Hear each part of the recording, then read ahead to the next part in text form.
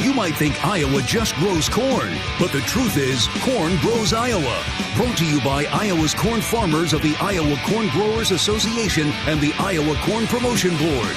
Also brought to you by Mediacom, home of extreme and 1 gig internet speeds. Wimmer's Meats, the official hot dog of the Hawkeyes. Travel Leaders, Destinations Unlimited, the official travel partner of the Hawkeyes. And by Bud & Mary's. There's no THC cap on Iowa medical cannabis, and getting a card is fast and easy online. Get your medical card today. Visit budmary.com. This is Iowa Hawkeye Baseball. From the campus of Purdue University, it's time for Iowa Hawkeye Baseball. Live from Alexander Field in West Lafayette, Indiana, it's the Big Ten opener between the Purdue Boilermakers and the Iowa Hawkeyes. Welcome to the broadcast booth alongside my fine color analyst, John Evans. I'm John Leo. Big Ten play is here. The Hawkeyes returning to West Lafayette for the first time since 2021 when Iowa took 2 of 3 from Purdue. Last year, Purdue finished 24-29. They were 9th in the Big Ten. This year, though, the Boilers are off to a 15-7 start, and they are 7-3 at home. Purdue did drop a midweek 6-5 to UIC on Wednesday in 14 innings, what would be the longest game in the history of this ballpark. Alexander Field, built 12 years ago, a 14-inning loss that was over 5 hours. So it's a quick turnaround for them, facing Iowa, who is 11-9 and on a 4-game win streak. The Hawkeyes are picking up steam, especially in the bullpen and offensively. Brody Brecht will start today, and he'll seek his first win in start number 6 this afternoon. It's time to get in the driver's seat. Do whatever it takes. Open conference action on the right foot. It's Purdue and Iowa. The Boilers and the Hawkeyes live from gorgeous Alexander Field in West Lafayette with first pitch coming in a bit. Iowa out on the field now going through their infield repetitions before getting closer to first pitch this afternoon with Purdue.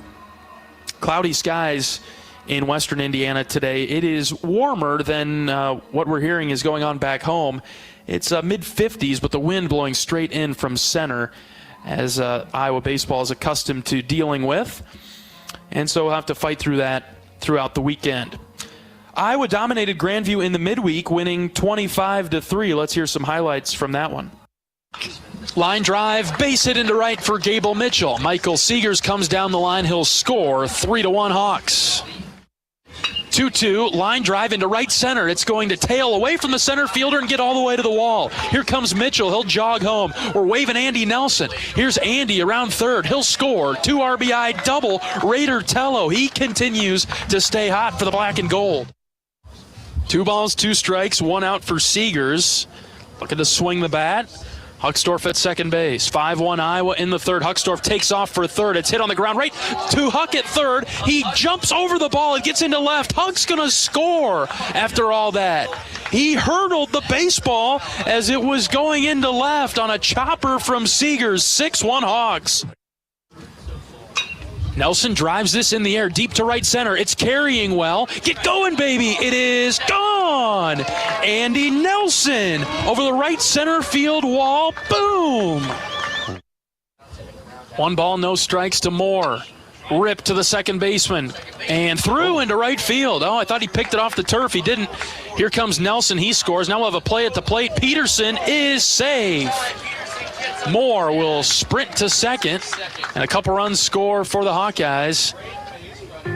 Now 12-3. This is Davis Kopp. He swings at the first pitch. Deep drive to center. Center fielder Heinen going back, spinning, turning, and it is gone. Davis Kopp. Notify the authorities. 2-run bomb.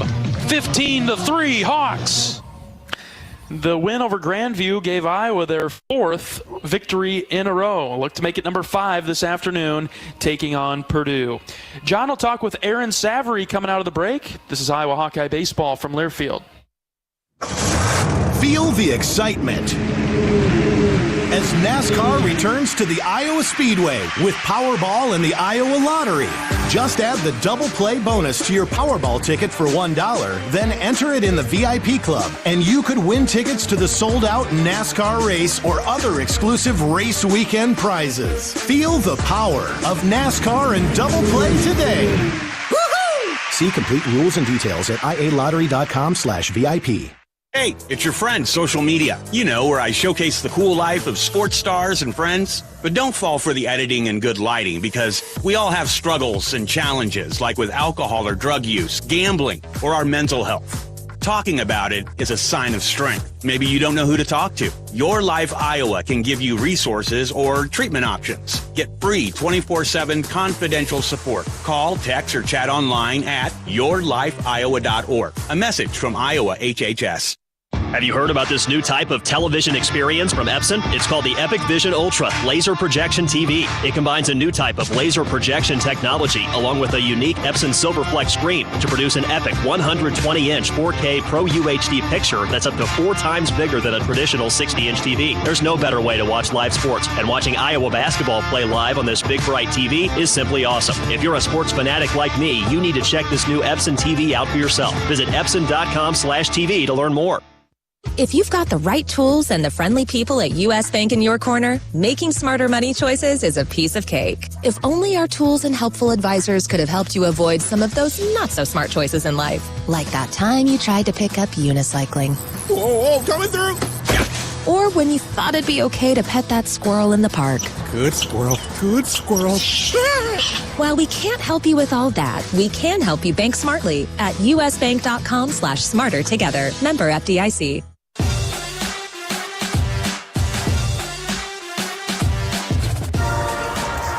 Welcome back to Hawkeye Pregame. Here with Aaron Savory. Saf, thanks for joining me. Of course, anytime. So, we're just kind of going through. So, sophomore now, freshman year, started off, you didn't travel, and then had a couple really big performances. What was it like to not travel and then kind of get thrust into a couple spotlights? You know, at first, it really, sucked for me because it was just like all the work put in the fall and then not coming into the spring, not traveling. It was a little bit, it was pretty tough, but I knew I had a lot of things to work on coming off of winter time, in the off season, and then, having to come to Big Ten play.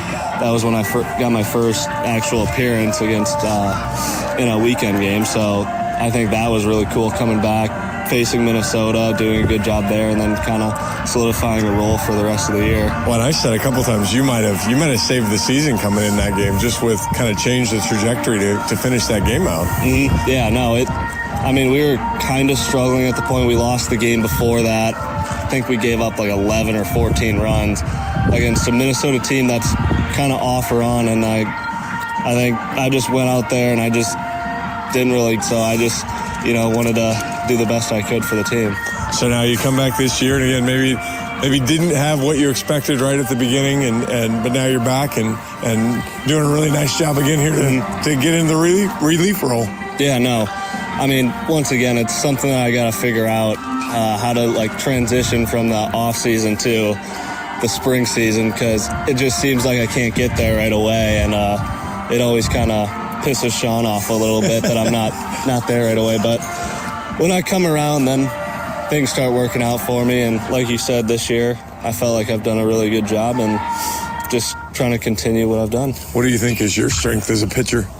I think so far this year my strength has just been controlling the count. I think getting first pitch strikes, 1-1 strikes are very key to winning the at-bat, and I think I've just been doing that really well. So now, all right, you've had the 2 years. What maybe lessons have you learned that you need to flip your calendar to January quicker? What do you think? It's kind of as you mature and get a little older, how will you take that role to the next level?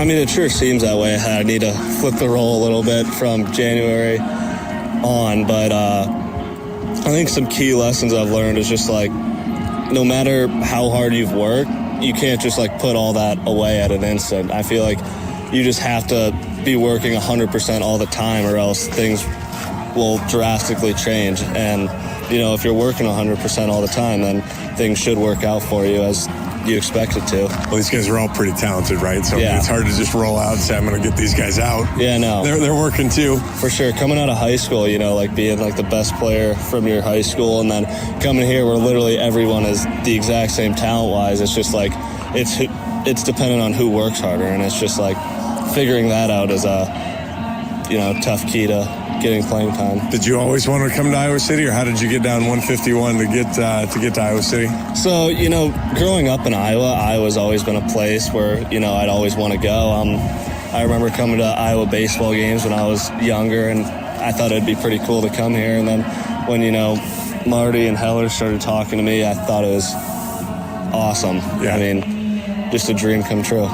So what do you, besides baseball then, what do you do for fun? Oh, Lord. That's supposed to be the easy question for you. I know, it should be. But depending on the weather, I like to golf all the time. I mean, during the summer, whenever we have an off day, I think it's really fun to go out on the golf course. Maybe I'm not the best as good as I think I am, but at least it's fun for the most part. So you can get it around a little bit. We'll have to play this summer. Yeah.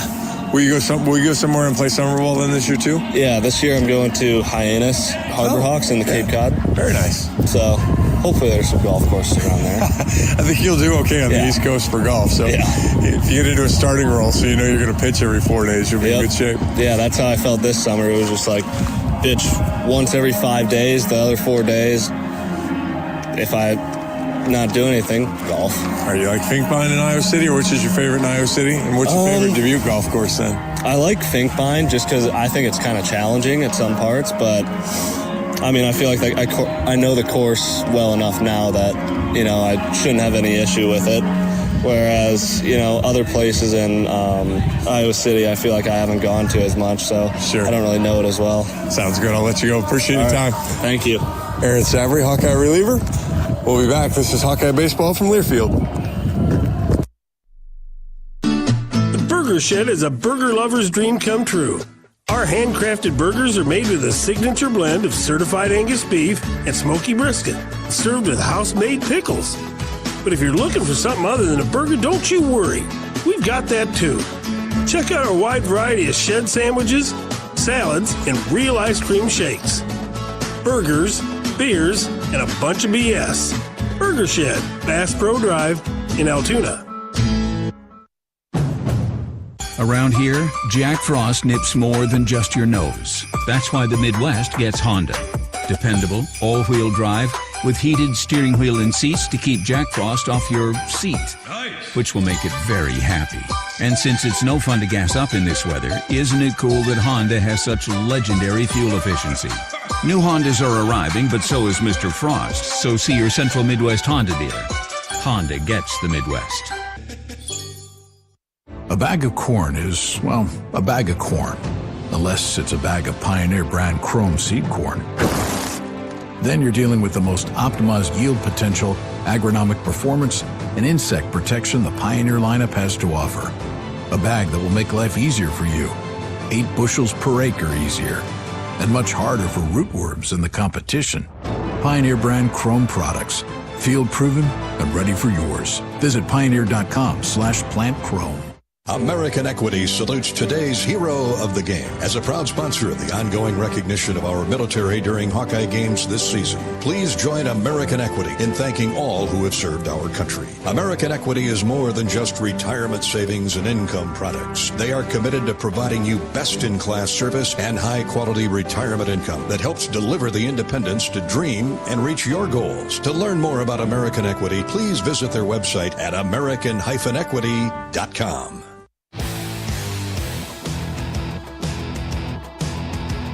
Welcome back to pregame coverage of Iowa Hawkeye baseball today in West Lafayette, Indiana, the Big Ten opener at Purdue. We're joined by head coach of the Hawkeyes, Rick Heller. Coach, a 4-game win streak for the team right now as we get ready to open Big Ten play. Yeah, and that's good to take a 4-game win streak into the first Big Ten series here at Purdue on the road. And I think our guys are in a good place mentally. And I'm talking, the entire team, pitchers, hitters, everybody. And I know everyone has been looking forward to start of Big Ten, and for some guys it'll mean a fresh start, and for others it'll hopefully mean just keep rolling and doing what we're doing and just really band together and go out and hopefully set the tone for a great conference season this weekend. Team's really coming together offensively, Coach. Let's start with your group on offense. Yeah, I mean, it's been about as good as it could be. I mean, but we haven't seen a lot of good arms.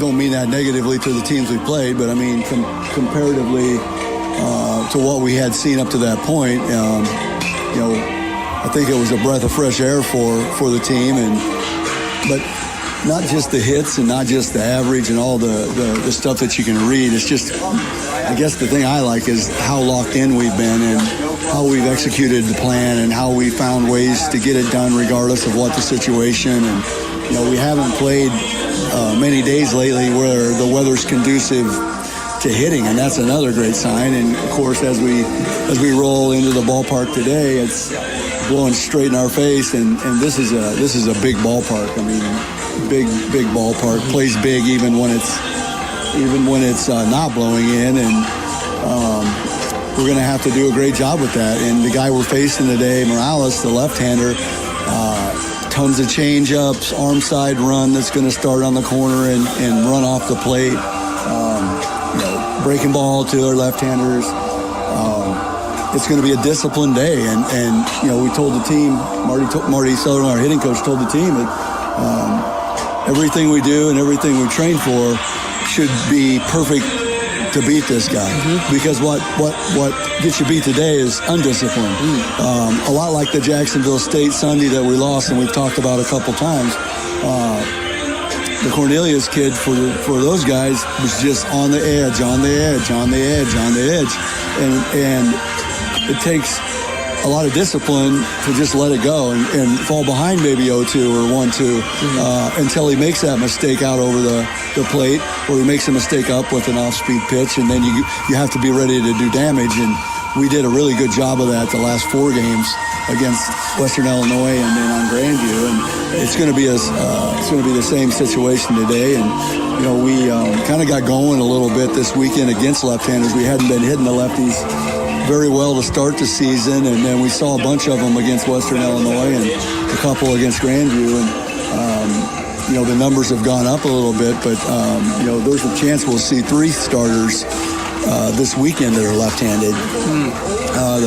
The Wagner kid that we're going to see tomorrow has their best numbers and won a lot of games for them. And, the kid today is very capable of beating you especially on a day when the wind's blowing out, because the balls that you hit up a lot of times you're not going to get rewarded for the swing or the barrel that you put on it.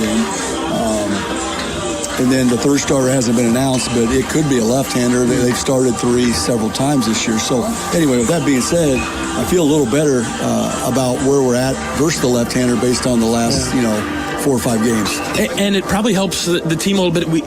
You guys saw this Morales kid last year at Penn State. Is that right, Coach? Yes. I mean, we have seen him before, but he's a good competitor.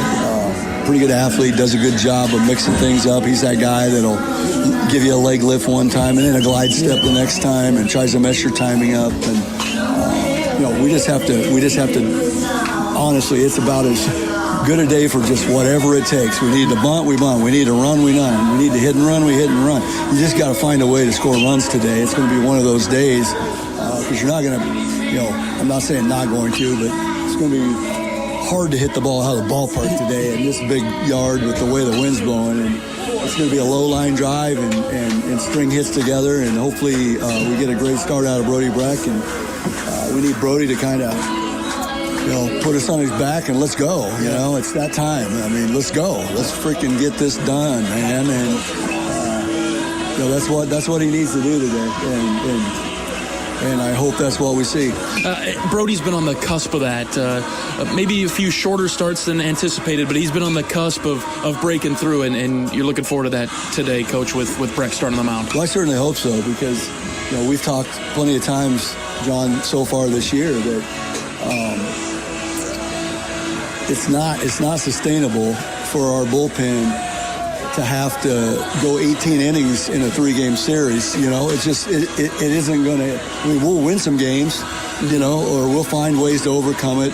But in the long haul, if you're talking about a championship and you're talking about trying to go to a regional, it's unsustainable. And so all three of those guys, Breck, Obermueller, and Morgan, I mean, they have to step it up. I mean, they have to pick it up, and they have to get deeper into the game so that we don't have to burn all the guys, our top bullpen guys on Friday night, and then try to bring them back on short rest, which has proven not to work very well for us so far this year. And, it'd be great to get through this game with 2 guys, or 3 at the most. And that's what I'm hoping for, is that Brody will he just goes out and is super efficient and pounds the zone and makes them put the ball in play and let our great defense play.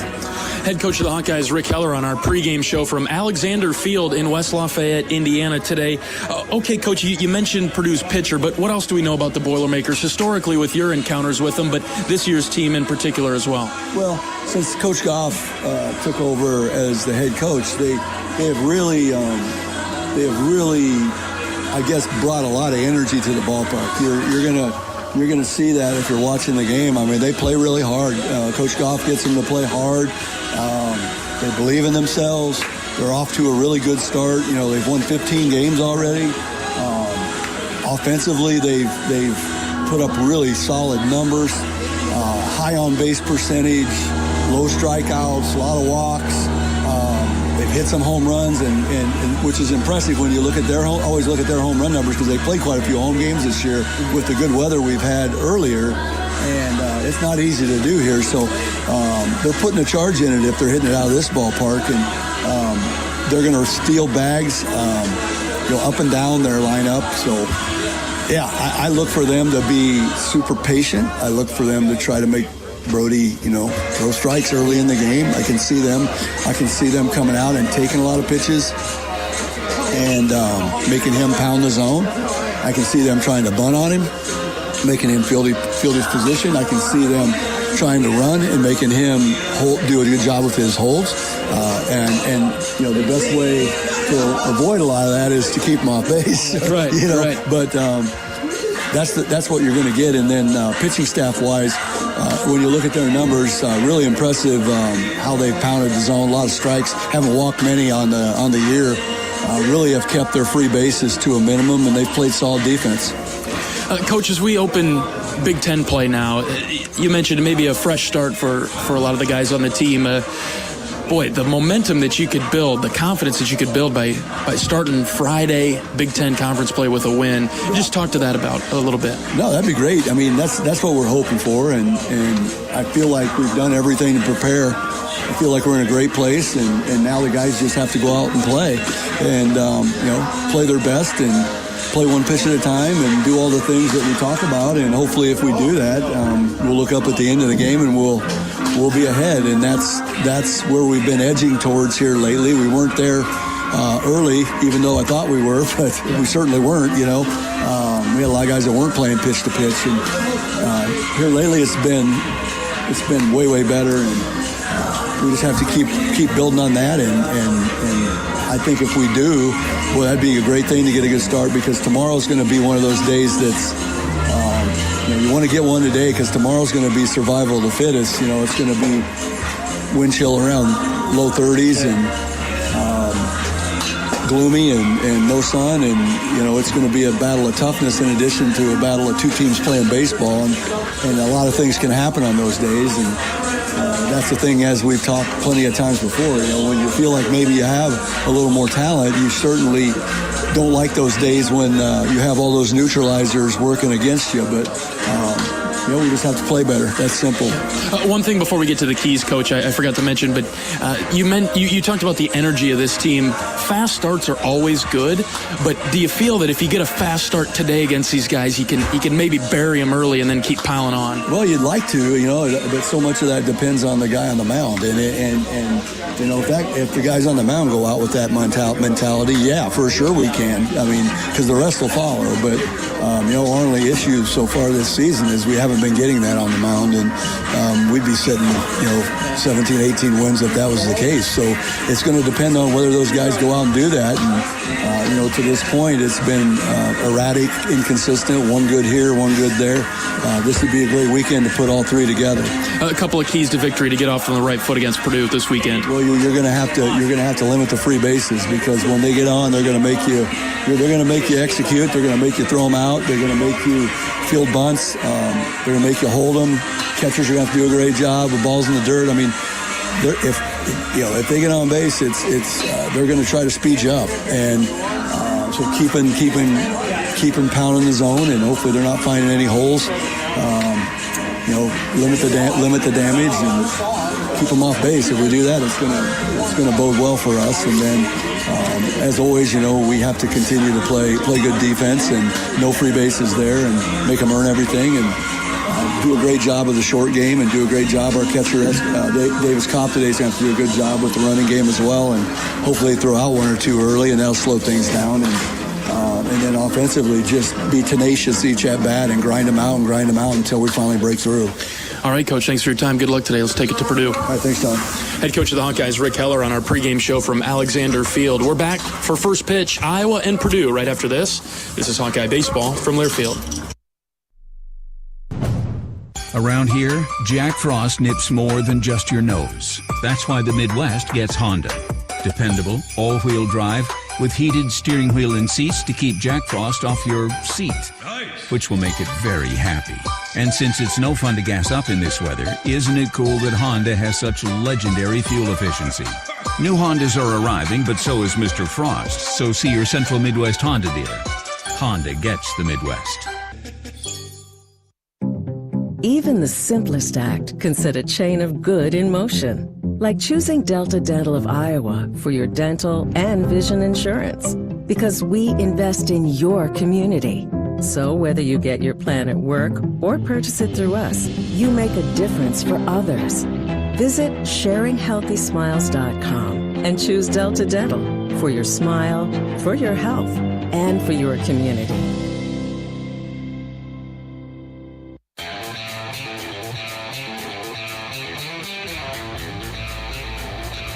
John Evans and John Leo at Alexander Field in West Lafayette, Indiana, the campus of Purdue University. Starting lineups are being announced as we speak. We'll step aside for our final break of pregame. When we come back, we'll get you those starting lineups and get ready for first pitch between Purdue and Iowa.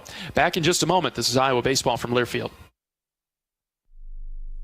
Hi, I'm Gary Dolphin, and if you want your home to be exceptionally comfortable during these cold Iowa winters and hot, humid summers, you need to turn to Dave Lennox and your local Lennox home comfort specialist. Lennox has been serving Iowa consumers since 1895, when Dave Lennox built his first furnace in Marshalltown, and Lennox is still building its high-efficiency furnaces and air conditioners there today. For the best home comfort system you can buy, it's Lennox and your local Lennox dealer. Lennox and the Hawkeyes. Now there's a winning combination. Welcome back to the Nitrogen Stabilizers Draft. Optonite technology, first pick, just like the last 46 years. That's what we love about this sport. We just don't know. We know. It keeps nitrogen in the corn's root zone for 8 weeks. Compare with 2 weeks for others.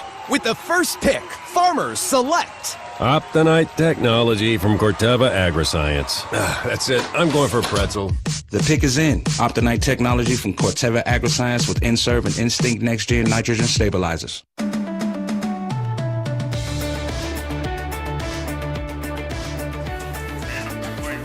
Purdue and Iowa to open Big Ten play this afternoon. Before we get you today's starting lineups, let's pause 10 seconds for station identification. This is Iowa Hawkeye Baseball.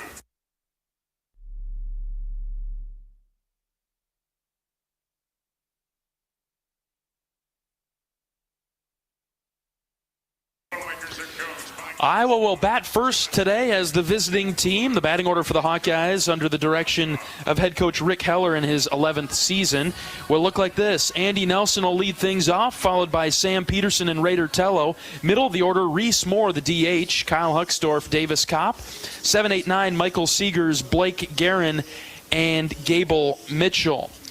And for Purdue, pitching will be a left-hander for the Boilermakers, Jordan Morales. 3-2 on the season in 5 starts with a 4.10 ERA, 26 in the third innings, 33 hits, 17 runs. Just 12 of those were earned. And impressive, limited to 5 walks, 25 strikeouts. Opponents hitting him at .308. And he has faced the Hawkeyes before. Last year wearing a Penn State uniform. He started the second and final game of that series, going 4 innings, allowing only 2 hits, no runs, 1 walk, struck out 3. Didn't get the win since he only went 4 innings, but had a heck of a day against the Hawks, and so they look to turn that around. He is a 5th year, so he's been around. He's a seasoned vet, and Iowa had a good scouting report on him this morning, so we'll see how the Hawkeyes attack him today as we get set for first pitch. Morales is ready. Andy Nelson's in the box. First pitch swinging is Andy. Pops it up right side to the Iowa dugout, and it'll find the first row of the seats. Foul ball. We're underway in West Lafayette. Right on time, 4:01 local time.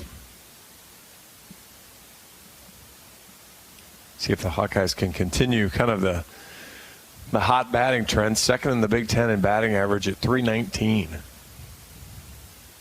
Really on a nice stretch the last few games. Nelson takes outside for ball 1.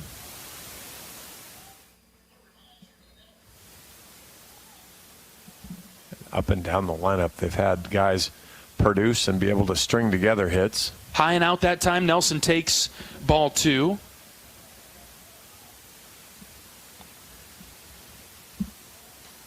Teams meeting for the first time since 2022. They met 4 times that year. Nelson takes outside, ball 3. Purdue was in Iowa City for a 3-game series. The Hawks won the series and took 2 out of 3, and then they met at the Big Ten tournament. An opening round victory for Iowa, 5-4 over the Boilers. 3-1 is high, ball 4. Andy Nelson draws the leadoff walk. And I know that was one of the things the coaches talked about too. Purdue doesn't walk a lot of guys, but they also haven't faced a lot of teams with Iowa's plate discipline. I think it was 14 walks in the midweek game against UIC, a team with a little bit more of a similar approach to Iowa than maybe what Purdue has faced this year. And so, maintaining zone integrity and trying to make them work, see if you can create a problem. And now Nelson with some speed on the base paths. First pitch to Sam Peterson is high for a ball. Morales struggling just a touch to find the zone. The left-hander now operates out of the stretch. And it does. He varies with the lift. He varies with the quick slide. 1-0. Petey takes in there for a strike. 1-1. Purdue wearing white uniforms. Purdue spelled out in cursive at an angle in black across the chest. They've got their numbers on their left hip. 1-1 to Petey. Will wait for it as they throw over to first base.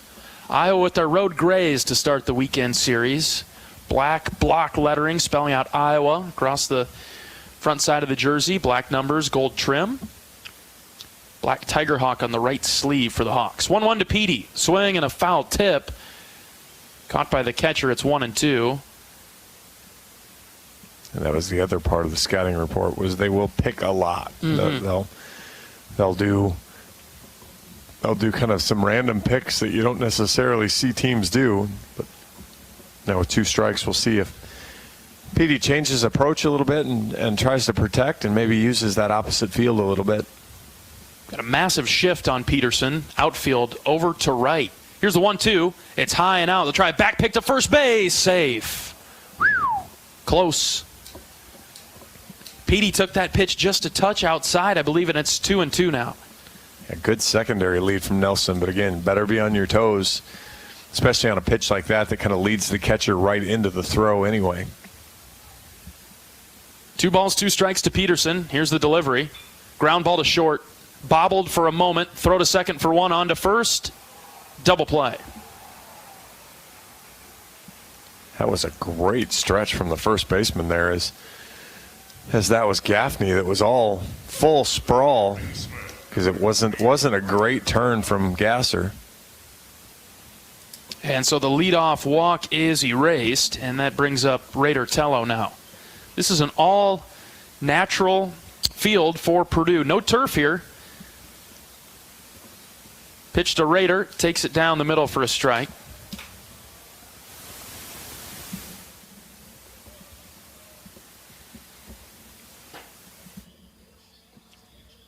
Next one high and out, ball 2.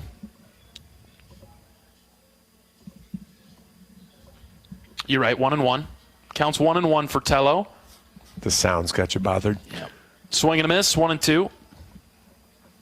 I don't blame you. I didn't hear what you were talking about before, but I hear it now when we're just talking. We're just making some adjustments. All totally enclosed booth, so 1-2 is in the dirt. Count even at 2.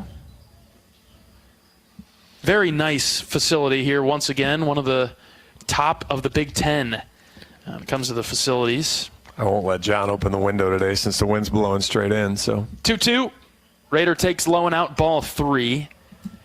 Yeah, well, wind blowing in. It's mid-50s. The sun is out, but the wind is just killing it. And tomorrow's going to be a disaster temperature-wise, so I know the windows aren't coming open tomorrow. 3-2. Raider rips it right to the third baseman. Caught for the third out of the inning. Leadoff walk for Andy Nelson. Peterson grounds into a double play. Tello lines out. We'll see what Brody Brecht has up his sleeve when he comes out for the bottom of the first. Back in just a moment. This is Iowa Baseball from Learfield. The silly moments, the proud moments, even the hard moments. They're what make life remarkable. And they're why Wellmark Blue Cross and Blue Shield is here for every moment. Committed to making healthcare better, more affordable, with more choices for care.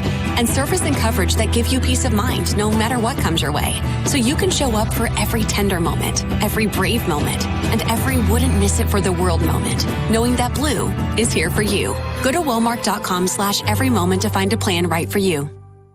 Let's be honest, we all like to be noticed. Picture yourself striding into Kinnick Stadium, radiating both style and comfort, while fellow Hawkeye fans can't help but ask, where'd you get that shirt? With pride, you point to the big screen and reply, it's Authentic Brand. Discover the remarkable difference that apparel with the Authentic Brand label brings. Ask for it by name at your favorite boutique, spirit shop, or retailer, or shop online at authentic-brand.com. It's time for a change in your style. It's time for Authentic Brand.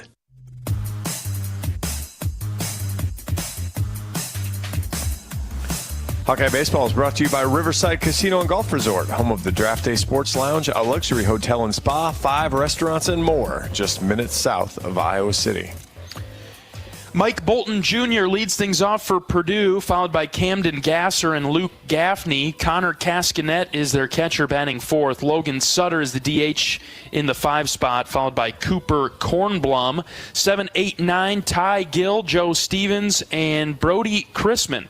For the Hawkeyes, defensively left to right on the infield, Raider Tello at 3rd, Michael Seegers at short, Gable Mitchell at 2nd base, Blake Guerin over at 1st. In the outfield left to right, Sam Peterson, Kyle Huxdorf, Andy Nelson. The catcher for the Hawkeyes today is Davis Kopp, and making his 6th start on the mound for Iowa is right-hander Brody Brecht. 1.54 ERA in those first 5 starts, 23 1/3 innings, 13 hits, 6 runs, just 4 earned, 21 walks though, 50 strikeouts, opponents hitting just 153. And, you know, the key for Brody, the key for all of the Hawkeye starters right now is to really try to extend their game, and they do that by cutting down the walks. We've talked about that with the Hawkeye bullpen. You've seen that the last few weeks. You've seen improvement there. Now we really need that to translate into the starting pitching as well. Yeah, the bullpen has gotten a lot of the attention. Pressure on the starters now. First pitch, line drive, base hit into left. Off the bat of the left-handed hitting Bolton. And he is on with a lot of speed. Yeah, this team, 8 of the 9 starters have a stolen base. So they're going to go. You might see short game bunt here too, almost a bunt for a hit, sacrifice bunt type of situation. But they're not afraid to move it around and see if the Hawkeyes can field. Another left-handed hitter. This is Gasser, the starting shortstop. Close stance, first pitch, strike 1 on the outside corner from Brecht. Really have to watch Gasser. He's batting .418, 4 doubles and a home run, but when he gets on base, he's got the most speed on the team. He's right up there with Bolton. Bolton has 8 stolen bases. He stands at first base. Gasser has 10. Well, and Bolton is. I'll have to find it in the game notes, but he is one of the all-time Big Ten, or the active Big Ten leaders in stolen bases. So he is certainly a goer as well. He stands at first base. Brecht out of the stretch. The pitch is high. Gasser takes ball one, a sophomore for the Boilermakers. Yeah, he has a team. Bolton Jr. has a team record 74 stolen bases in his career, so he's the Big Ten's active career leader in stolen bases. He's on to begin Purdue's first, and Brody has thrown 4 pickoff moves over there to keep him around the bag. You don't see the Hawkeyes pick a lot, and so, Yep, and now threw it away. Over to Guerin. This goes all the way down the right field line. Still haven't retrieved the ball yet, and so the runner is going to go from first all the way to third. And that just totally activates Purdue's dugout, their fans that are here. And a mistake puts a runner in scoring position early. Well, I was just saying Iowa doesn't pick a lot, so they're trying to change kind of the pattern so that you can hold him a little closer. But unfortunately, when you don't pick a lot, you might toss one away. And Purdue is very aggressive on the base paths. They're just going to keep running until you stop them. Infield comes in. Strike 2 from Brecht. Deals an off speed.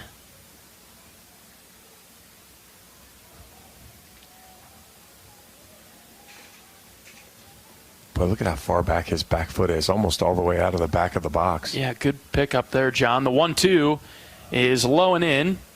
2-2 now.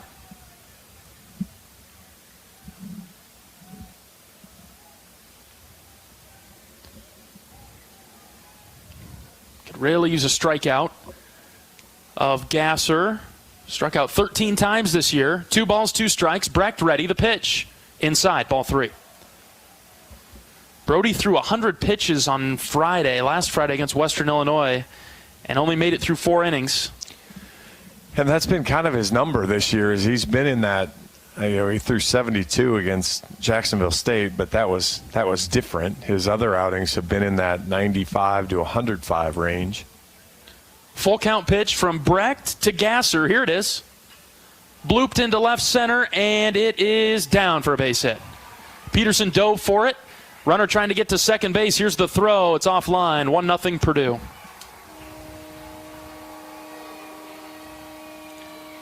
Boy, and this is a dream start for the Boilermakers. As the first ball was well hit, lined into a hole, and that one not as well hit, but falls in front of Peterson, and then Purdue doing what they do, just continuing to push. As Peterson had a hard time finding the ball, and Gasser just kept running going. Probably turned that into his, 5th double of the year? It is scored as a double. Petey gave great effort. Dove for it, knock it down. Brecht misfiring high and out to Luke Gaffney. Right-handed hitter, a lot of power here with Gaffney. 9 doubles, 3 home runs, 25 RBIs, which is tied for second on the team. 1-0 Purdue in the bottom of the first. Nobody out, runner at second base. 1-0 from Brody. Outside, ball 2.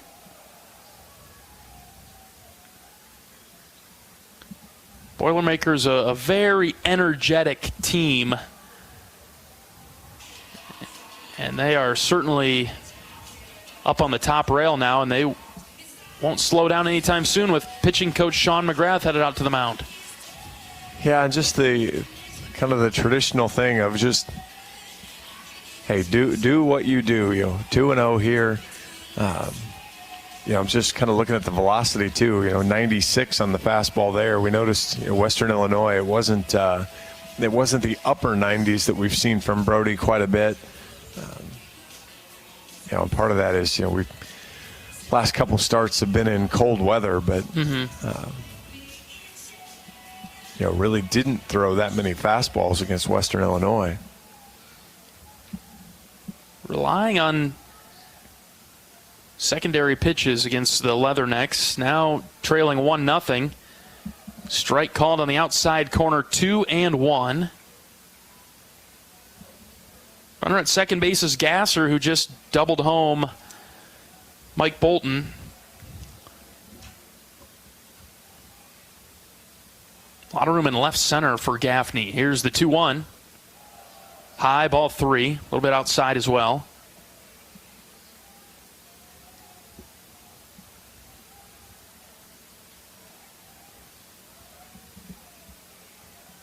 Yeah, even with the window shut, you can hear the chirp going on. Yep. A lot of chatter down there.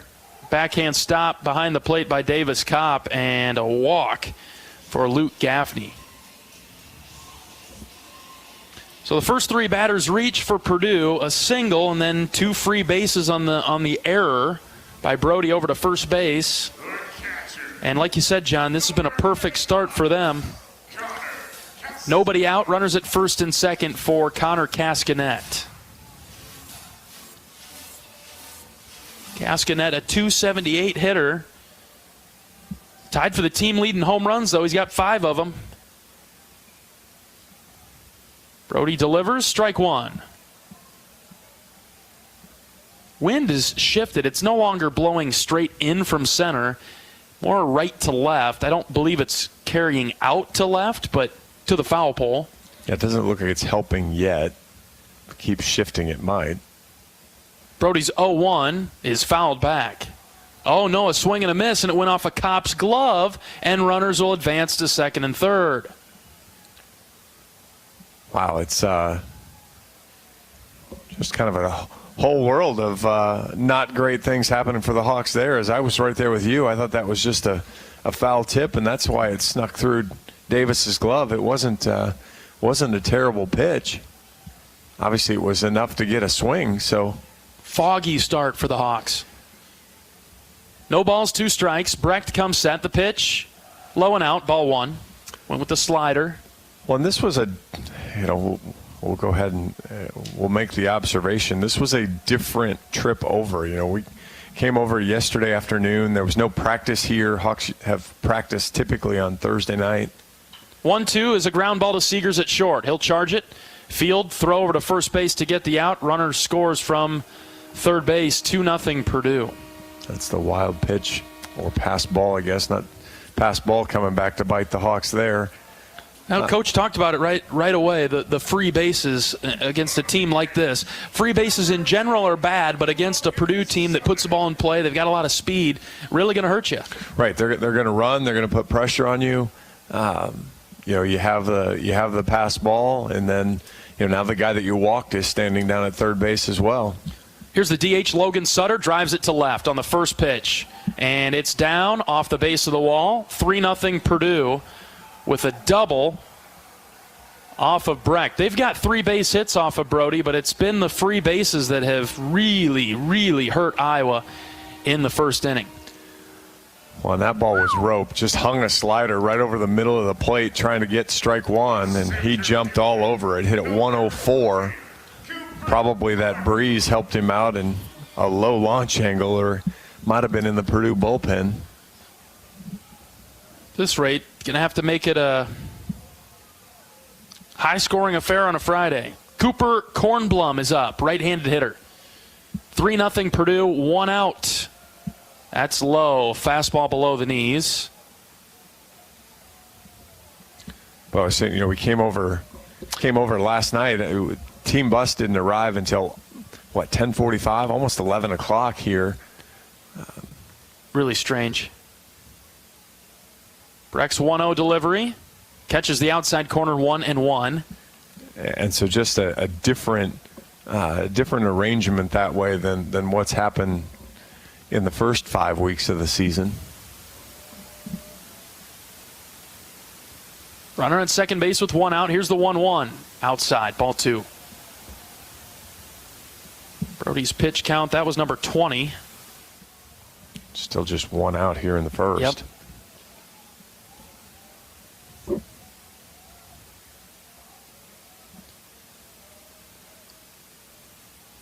Here's Brecht's 2-1. Hit in the air deep to center. Huckstorf moving back, still trailing over for it. Kyle's got it. Runner will tag from second to third. Here comes the throw, and it's offline. Boy, I'd ask about that one at second base. Worth the throw over? You keeping an eye on it, John? He got an awfully good jump. It was close. It doesn't look like Iowa's going to even ask the question. And that, again, shows how aggressive they are. That ball's just out into left center field. Taking the base from second to third on a fly ball to left center is extra aggressive, making you make a play to throw them out. Strike one to Ty Gill, left-handed batter, their second baseman. And I think the wind impacted Kyle's throw a bit. It moved it up the line at third. 0-1, waved at and missed, nothing in 2. Brody fooled him there. But again, all the more reason to go ahead and make the team play defense. You know, with the conditions, it's a little colder, so maybe the center fielder doesn't have a great grip on the ball, and the wind's blowing, so he doesn't judge it right. Here's Breck's 0-2, low and out, good spot. Now standing down there at third, wild pitch, pass ball again. Lot of room behind home plate. Right, yeah, any ball that creeps past. 1 ball, 2 strikes. Runner at third with 2 outs. 3-0 Purdue. Low and in, ball 2. I think there's about as much room from the mound to home plate as there is from home plate to the back wall. Probably even, it's about the same. Yeah, I would. Maybe more. I think you were going to go with more, and I'd probably agree with that. 2 balls, 2 strikes. Breck's pitch, lined into right. Nelson sprinting forward, reaches up. He's got it for the 3rd out. All right, a lot of damage done by the Boilermakers. 3-0 Purdue on 3 hits and a Hawkeye error that proved to be costly. Reese Moore, Kyle Huckstorf, Davis Kopp come to the plate, and the Hawks try to answer right after this. This is Iowa Baseball from Learfield. Are aches, pains, or injuries keeping you on the sidelines? At Athletico, our movement experts are here to help you turn your setbacks into comebacks and create a personalized game plan for your recovery. With no prescription or referral needed, Athletico Physical Therapy is where your comeback story begins. Get started today by scheduling a free assessment at athletico.com. Proud partner of the Iowa Hawkeyes. The Burger Shed is a burger lover's dream come true. Our handcrafted burgers are made with a signature blend of certified Angus beef and smoky brisket, served with house-made pickles. But if you're looking for something other than a burger, don't you worry. We've got that too. Check out our wide variety of shed sandwiches, salads, and real ice cream shakes. Burgers, beers, and a bunch of BS. Burger Shed, Bass Pro Drive in Altoona.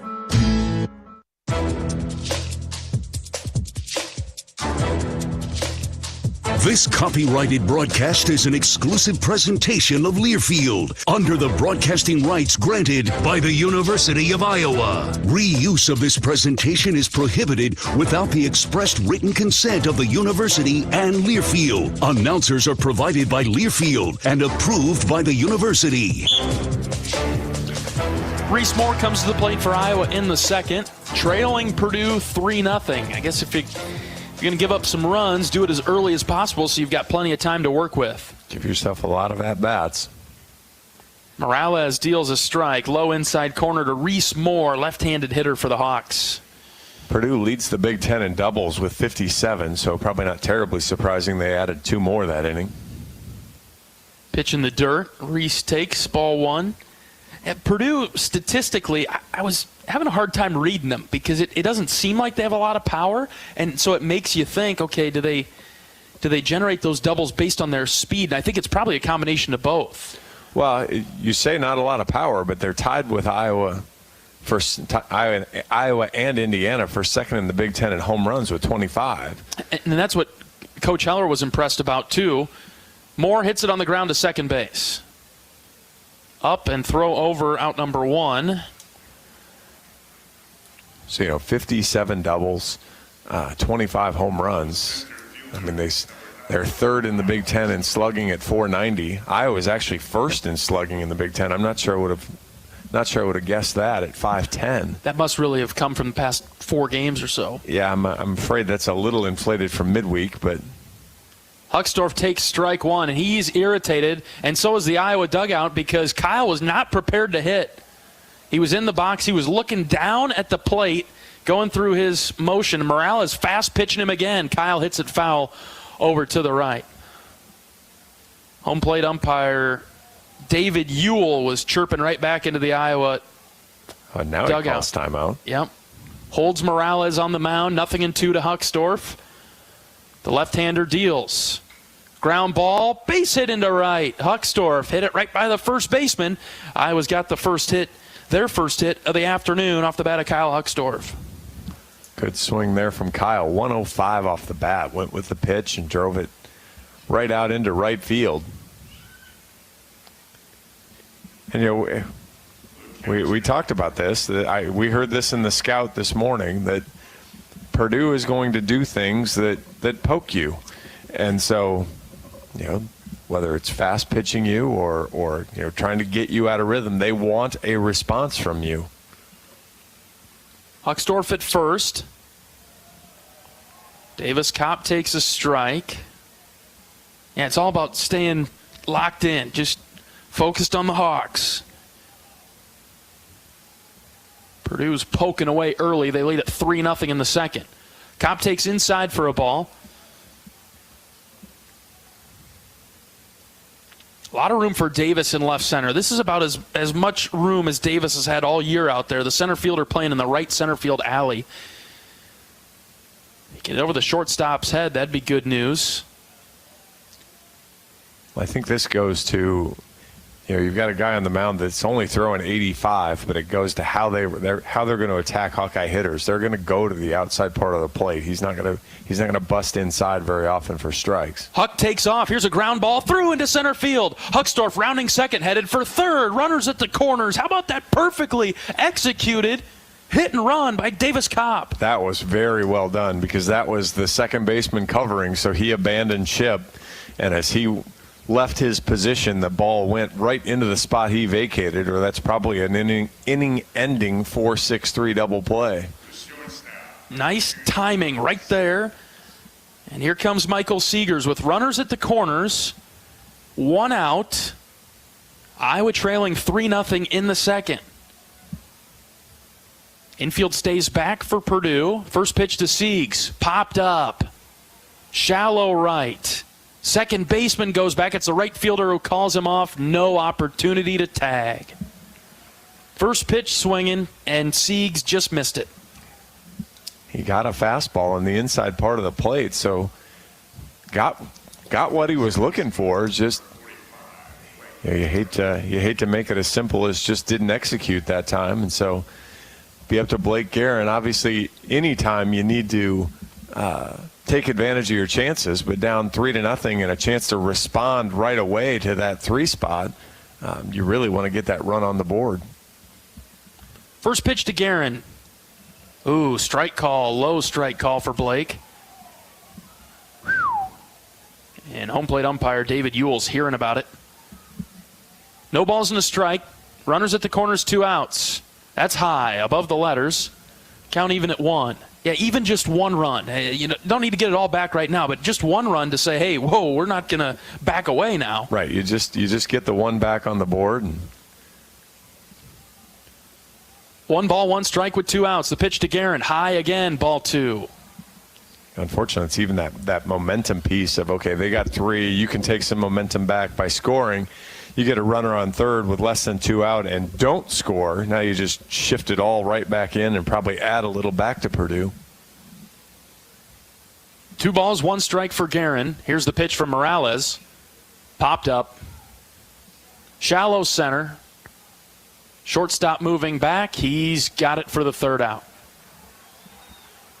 Big opportunity for the Hawks and come up with nothing. 3-0 Purdue. We'll go to the bottom of the second right after this. It's Iowa baseball from Learfield. The silly moments, the proud moments, even the hard moments. They're what make life remarkable. And they're why Wellmark Blue Cross and Blue Shield is here for every moment. Committed to making healthcare better, more affordable, with more choices for care. And service and coverage that give you peace of mind no matter what comes your way. So you can show up for every tender moment, every brave moment, and every wouldn't miss it for the world moment, knowing that Blue is here for you. Go to Wellmark.com/every moment to find a plan right for you. Feel the excitement.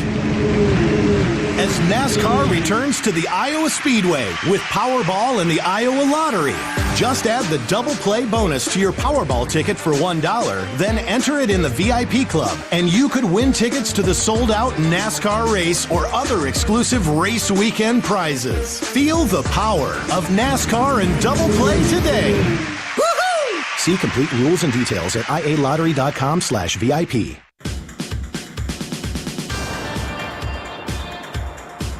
Hawk fans, experience your home away from home at Coralville's finest all-suite hotels. Homewood Suites and Home to Suites by Hilton each offer guests spacious suites, complimentary breakfast, 24-hour fitness center, pool, hot tub, guest laundry, and convenient locations. Let their warm and friendly staff take care of you and your family when you visit Hawkeye Country. All right, 3-0 Purdue, bottom of the second. And Brody Brecht out for another inning of work through 26 in the first inning. Gave up 3 runs on 3 hits. Walked a batter. Tried a pickoff move to first. It led to a couple of extra bases for Purdue. And they hit the ball pretty well off him, too. So, total regroup in the second. Yeah, the one double was a little bit of a bloop. The other one bounced off the base of the wall, and even the last out was relatively loud, the line out to Andy Nelson. Stevens to lead it off for Purdue. Pitch low and out from Brecht. Large batter's eye in center field with a all-black Purdue P on the front of the batter's eye. Swing and a miss. Brecht fortunate for Stevens as Stevens swings at that pitch out of the zone. A black wall in the outfield. The Purdue logo scattered around them. 1-1 pitch from Brecht. Downstairs, ball 2. The bullpens here are beyond the left and right field walls, like you see in major league stadiums. No Big Ten flags, John. No, I was just saying their flag pattern is alternating Purdue black and gold flags. Oh, that was mine. Fouled back to the screen. John and I were going to fight over that one. That one, I had that one. Well, if we would have opened the window, no. Yeah, that net would have then magically disappeared as well. It would have come right to us. I don't blame us for not opening the window today. I don't blame you for that. Here comes a 2-2 from Brecht. Outside, full count. Depending on how this inning goes, we might have to pop it open. Maybe the seating arrangement today, John. Maybe the windows being closed. We'll have to pull out all the stops. Say people have told us we needed to switch sides. Well, today we've switched sides. I'm on the left. Out of the windup, here's a 3-2. Right down the middle, called third strike. The first strikeout of the game for Brody Brecht comes in the second inning.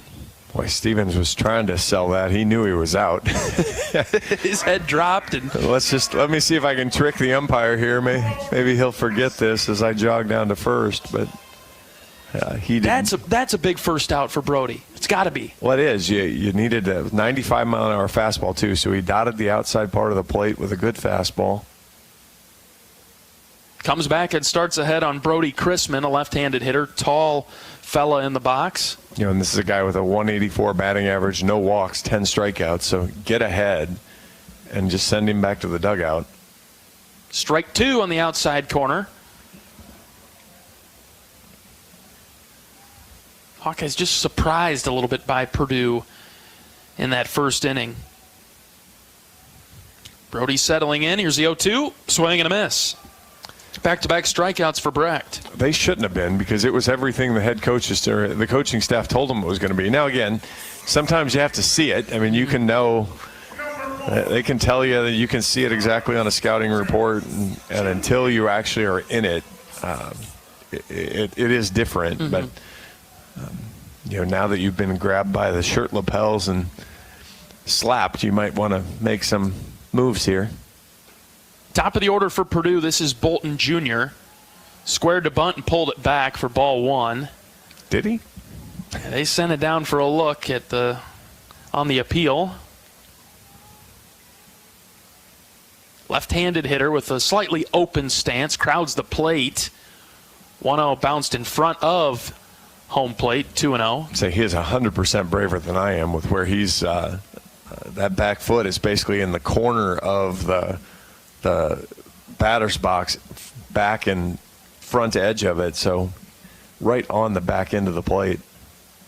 2-0 from Brody. Ripped into right. Nelson takes a step forward, right to Andy, though, and he makes the catch for the third out. That came off the bat pretty hard, and Andy was in the right place at the right time. Yeah, Hawks catch a break there. 104 off the bat on that fastball, and Bolton was sitting right on it, ahead 2-0. 1-2-3 inning for Purdue in the second. We'll go to the third right after this. The Boilers lead at 3-0. This is Iowa baseball from Learfield. Around here, Jack Frost nips more than just your nose. That's why the Midwest gets Honda. Dependable, all-wheel drive, with heated steering wheel and seats to keep Jack Frost off your seat, which will make it very happy. And since it's no fun to gas up in this weather, isn't it cool that Honda has such legendary fuel efficiency? New Hondas are arriving, but so is Mr. Frost, so see your Central Midwest Honda dealer. Honda gets the Midwest. Are aches, pains, or injuries keeping you on the sidelines? At Athletico, our movement experts are here to help you turn your setbacks into comebacks and create a personalized game plan for your recovery. With no prescription or referral needed, Athletico Physical Therapy is where your comeback story begins. Get started today by scheduling a free assessment at athletico.com. Proud partner of the Iowa Hawkeyes.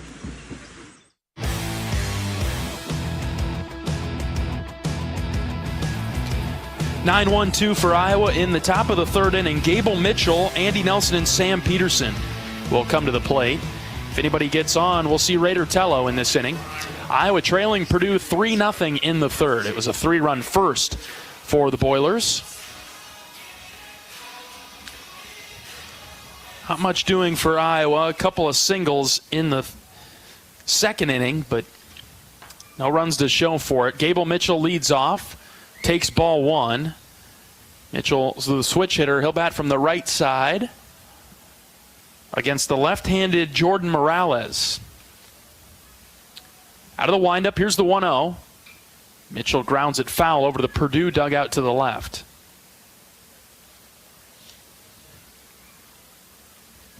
Gasser is just was just looking at some of the Purdue streaks that kept going there in the first inning.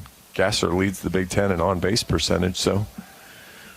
Yeah, they've got a number of hitters that are up over 300. Gasser is batting .418, but his on-base percentage is at .540. That seems good. That's very good.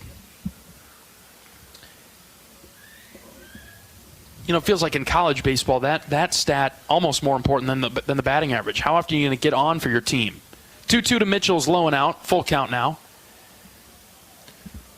Well, because especially, there's a little bit of are you looking out for yourself or are you looking out for the team? And by taking the walk, doing those little things. 3-2, Mitchell pokes it in the air right to first base. It's caught by the first baseman for out number one. Man, the Hawks have not had solid contact the first time through the order here. A lot of soft, lazy pop-ups. Boy, that was a great 3-2 fastball. Brought it up and in, but still in the strike zone. Mitchell has to swing at it, but doesn't get the barrel wrapped around it and just hits a 54-mile-an-hour flare. Top of the order for Andy Nelson. Strike one on the inside corner. Boy, and you better be ready when you climb in that box because Morales is coming after you. He works fast. He's already pitching again, and Nelson swings and misses 0-2. Andy kind of had his head down a little bit like what happened to Huck. As he climbs in here, he better get ready. Here comes the 0-2. High. Out of the zone, and Andy lays off.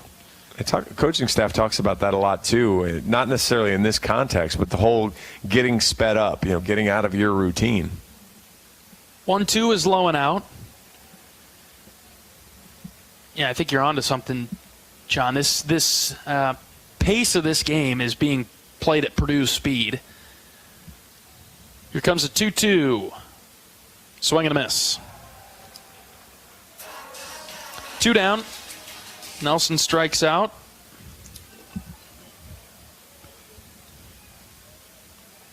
And we'll see here as we get, now as we get into the second trip through, if Hawkeye hitters can make any meaningful adjustments to what's been going on.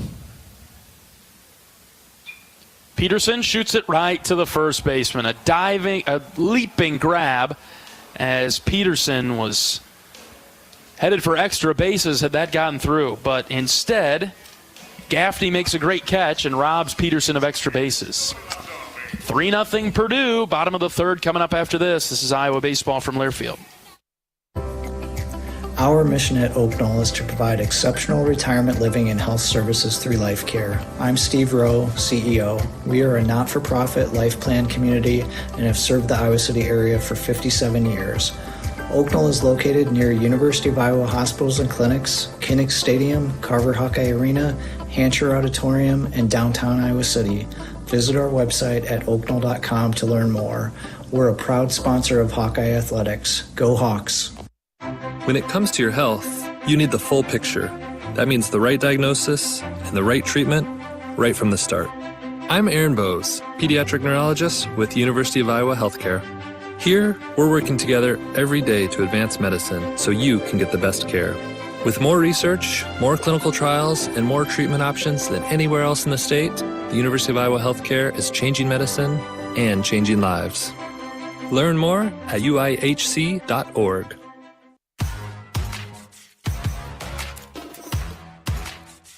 For comprehensive coverage of college baseball and softball all season long, tune to SiriusXM College Sports Radio Channel 372 in the car and on the all-new SiriusXM app. SiriusXM's the home of your favorite team and conference, including live games plus interviews and analysis. So cheer along online with the SiriusXM app and listen to your favorite team anywhere.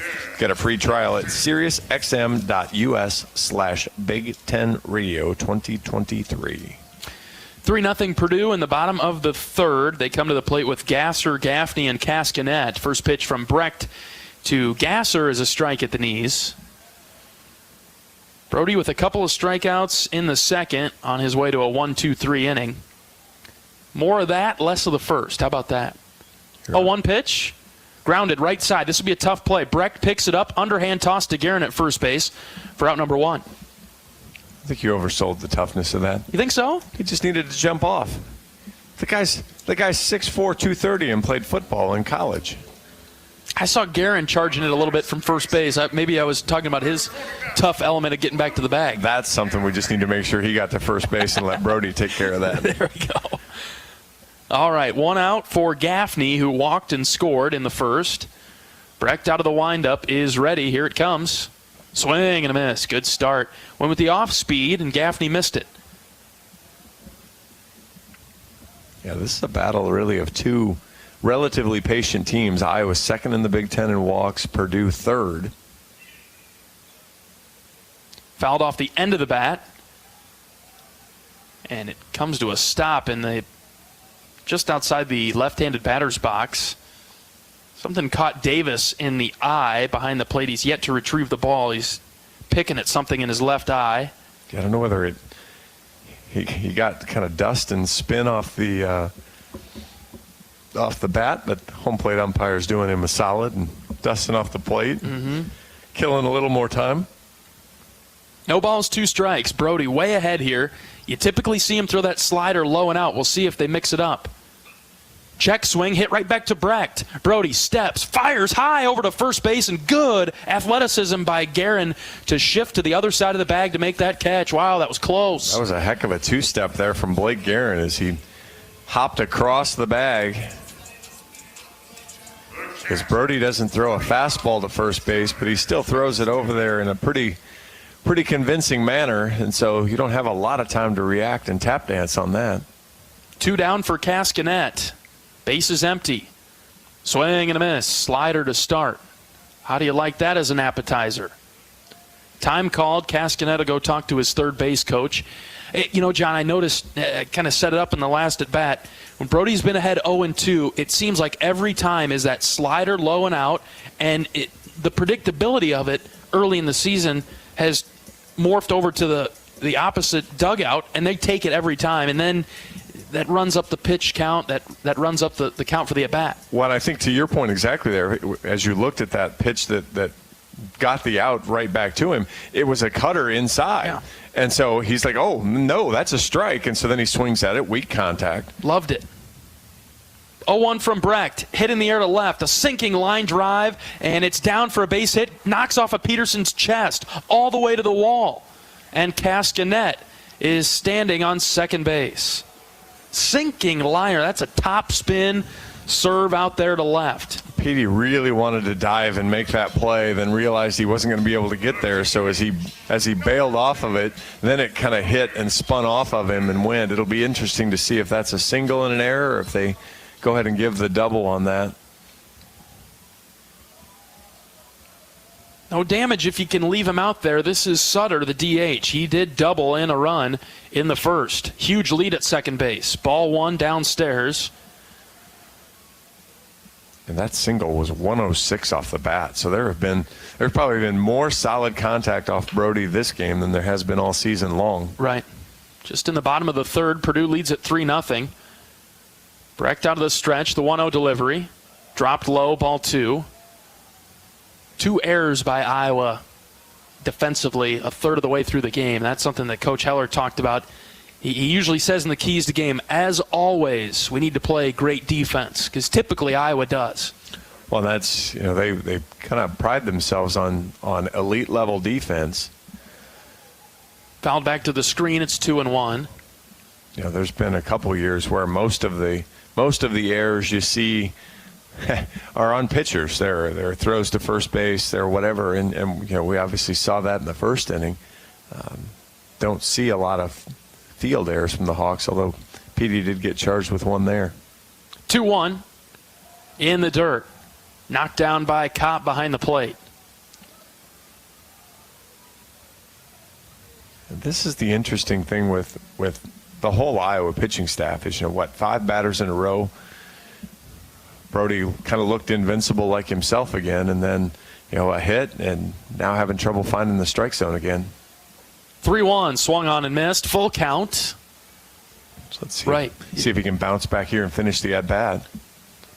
He was able to get Gasser and Gaffney, 2 really good hitters for Purdue, to ground out right back to him, and then a single and an error, and now Sutter has worked a full count. The pitch from Brecht, ground ball left side. Seegers welcomes it in. Long throw to first base, right on line for the third out. Sure-handed Michael Seegers makes the play, and the Boilers will leave 1 on base. We're through 3 at Alexander Field in West Lafayette. 3-0 Boilers. We're back after this. This is Iowa Baseball from Learfield. How do you become America's best-selling brand? Let's break it down. Innovative tech means smarter and safer driving. Intelligent all-wheel drive will keep you ready for anything. And built Ford tough trucks will always get the job done. Plus, come into your local Ford store today and get super low APR financing, big cash back, and great lease offers on Ford's full line of cars, trucks, and SUVs. That's Ford, and that's how you become America's best-selling brand. Sales claim based on calendar year sales. Hi, Chef Grunder. Let's dive right into the machine shed. Fridays here mean all you care to have fried or broiled North Atlantic cod. Or try our bone-in seasoned catfish lightly fried. More of a salmon lover? Choose between the machine shed's white wine sauce or apple bourbon glaze. Our sauteed savory shrimp will satisfy your taste buds with Old Bay seasoning and Asiago cheese. Join us this Friday for seafood worth savoring at the Shed. Iowa 80 and Hickman Road, Urbandale, and Iowa 80 Northwest Boulevard, Davenport.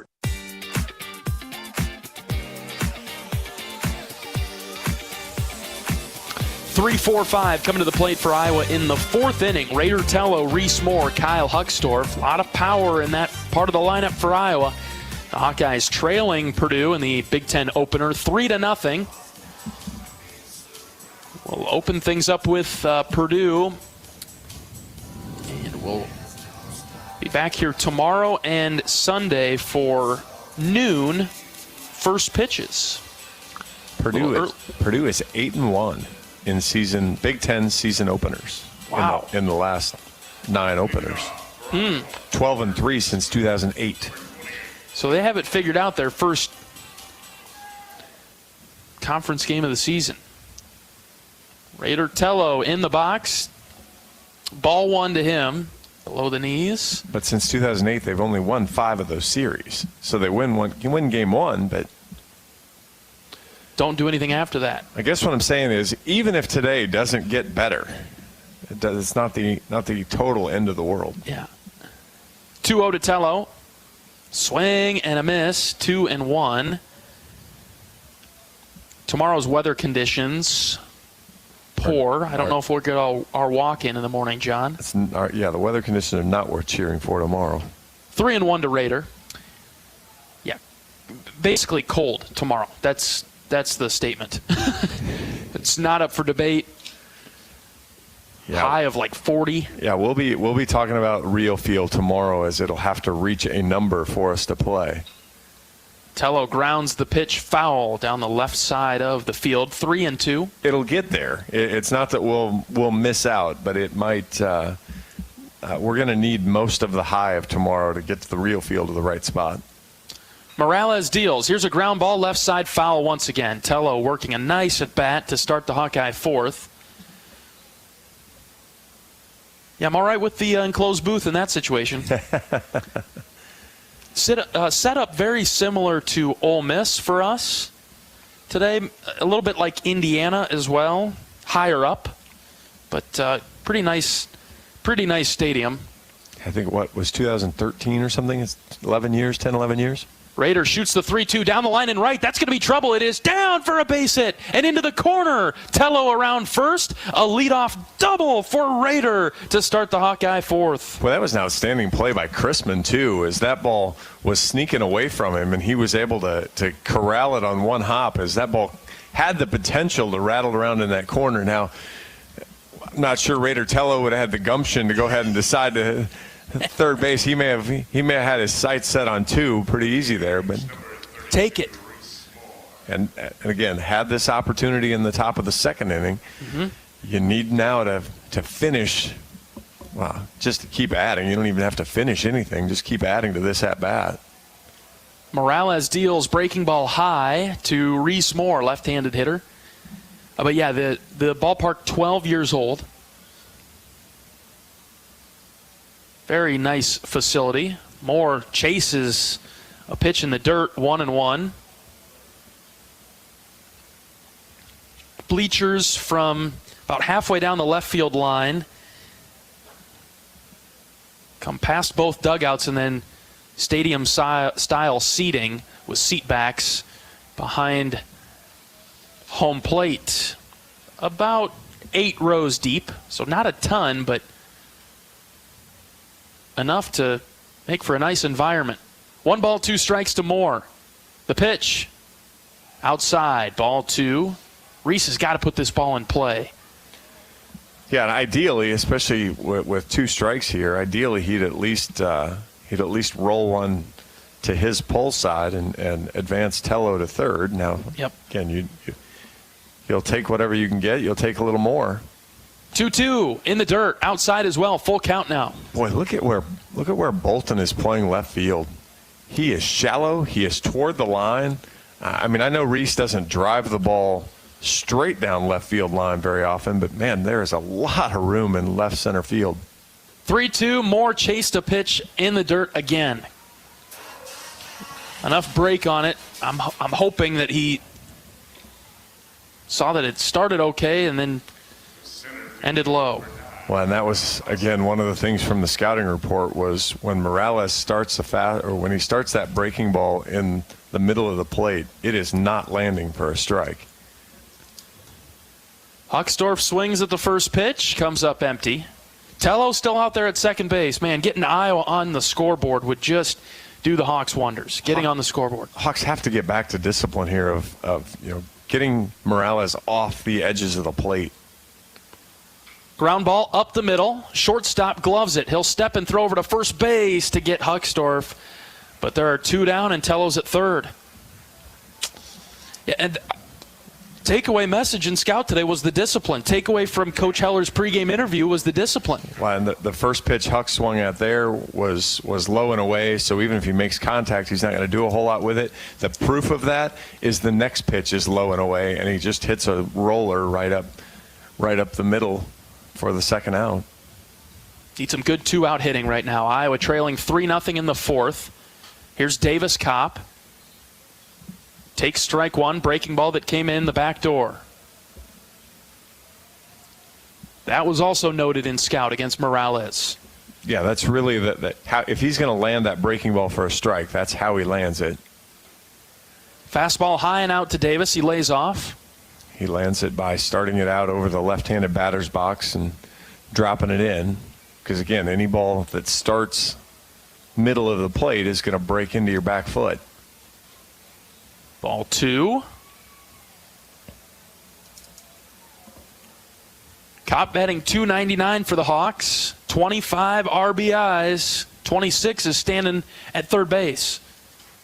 Iowa trying to get on the scoreboard in the fourth. Down 3-0. Here's a 2-1. High. Good discipline there. Ball 3. And Davis is, at this point, as good a guy as any to be at the plate. He's had a nice run in the last couple of weeks. Morales deals a 3-1. Swing and a foul tip by Copp. And the count will be full. Just some momentum hanging out there for the Hawks in a couple of innings now. Got to take some while you can. Top 4, trailing 3-0. Full count pitch from Morales to Copp. Here it is. Line drive, knocked down by the third baseman. Copp sprinting down the line. Here's a long throw, not in time. And Tello comes down the line at third. He'll score. 3-1, Iowa on the board. Well, that was the one you needed. That was not an easy pitch to hit, but Cobb rips it right down the line. Well positioned, I guess, in this case, as it was just off of the diving third baseman. That was Stevens that couldn't quite make the play or couldn't keep it corralled enough. Cobb's still struggling with the lower body a little bit, but the fact that Stevens got his glove on that was very impressive. Tall frame and hit on a line, down the line. One hopper, and he knocked it down. Boy, if that would have got by him into the corner, Copp would be on second base. But try a couple of pickoff moves over to first base to keep Davis in, and that 1.5 step lead that he's got at first base, closer than that. Davis falls down, and his hand actually extends over the bag. He's so close to the bag at this point. Michael Seeger's in the box. Michael takes ball 1 high. 66 pitches for Morales in the fourth. Yeah, you were noting at one of the breaks, Purdue pitches don't go long, as we're going to have a mound visit here. Third baseman must have broken his glove as he's doing a little glove equipment change. Well, yeah, and to that point, John, Morales with 5 starts has thrown 26 in the third inning, so it's basically 5 an outing. And so something gives at some point. Either he just doesn't go that far into games based on stamina, or teams get him out of there. But an ERA of 4.1. Well, and they do have an outstanding bullpen too. They've got some guys that go a little longer and do a really good job. So part of the change could be that. Mound visit for Purdue. Let's take advantage. Let's pause 10 seconds for station identification. This is Iowa Hawkeye Baseball.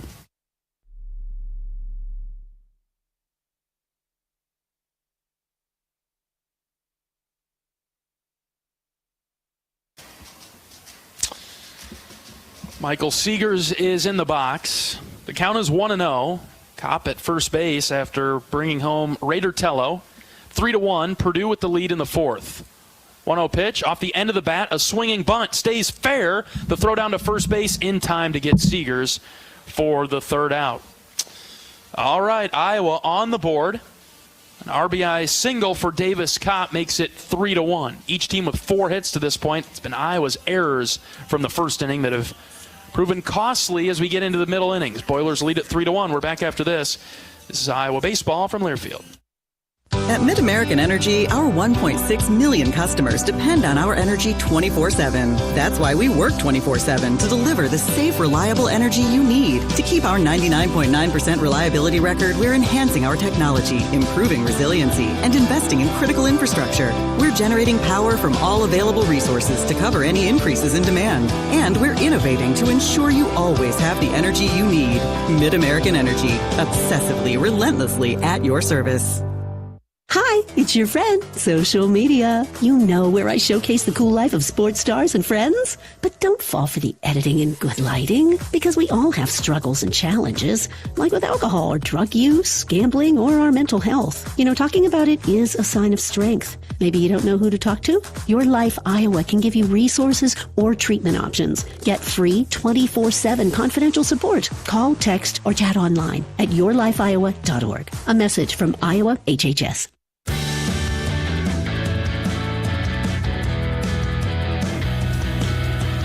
Bottom half of the order coming to the plate for Purdue: Kornblum, Gill, and Stevens.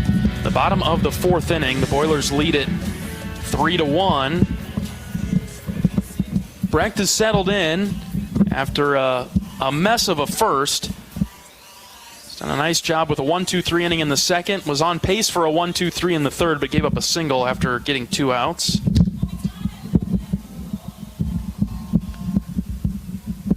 Kornblum lined out to center in the first inning.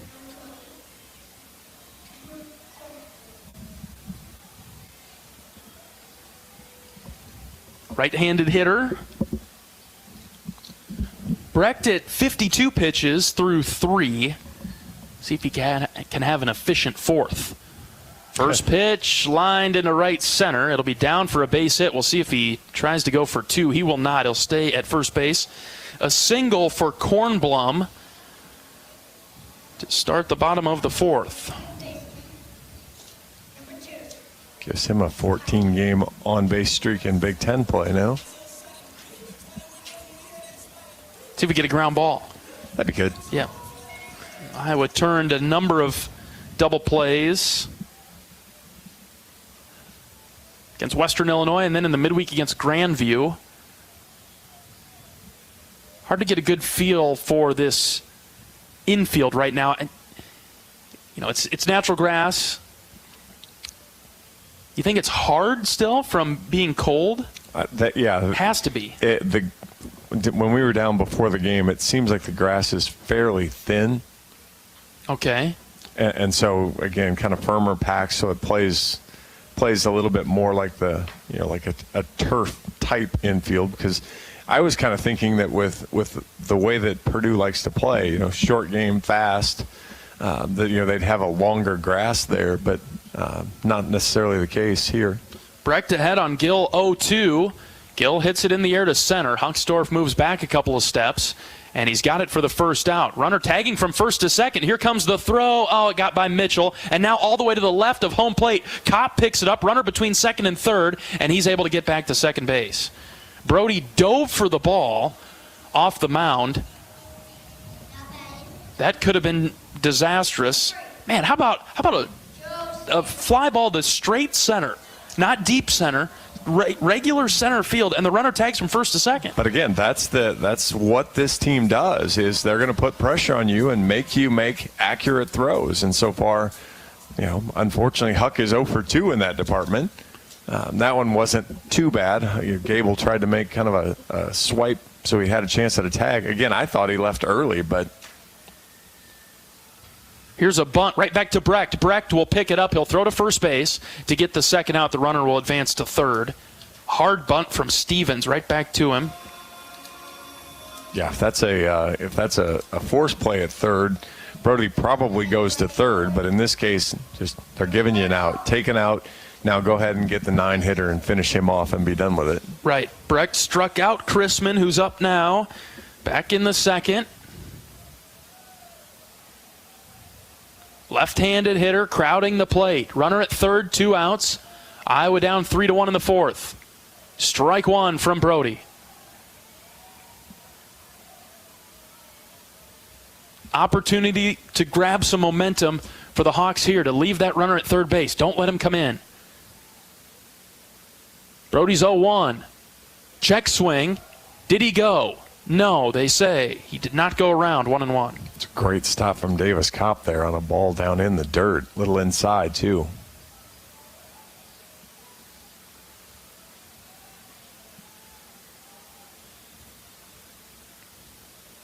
Count even at 1 for Chrisman. The pitch from Brecht. Nice breaking ball. Caught the upper part of the zone. It's 1-2. again, just take care of business here, finish it off quickly, and get your offense back out there. The 1-2. Ground ball, right side. Guerin knocked it down. It's spinning away from him, and he will have no play. The run scores, and it's 4-1. Another error by the Hawks today. I think that one will go as a hit. Ooh. But, yeah, it's to me, that's a ball you just stay back on. You're the first baseman. Take it on a big high hop. You're going to either then flip it to Brody or you're going to go ahead and win the race. But he tried to come in and get a short hop. They did give it an error. He did try to get the short hop and unfortunately then wasn't soft enough even in that. So the ball bounced away from him and you're not able to get the out. 4-1 Boilers in the fourth. Ball one to Mike Bolton Jr. So we'll go to the top of the order. And Bolton has smoked 2 balls, so. Yeah.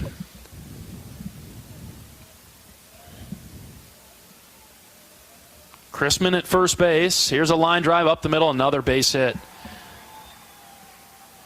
Bolton is on for the second time today, and now an inning that moments ago should have been over continues, and we'll see Gasser.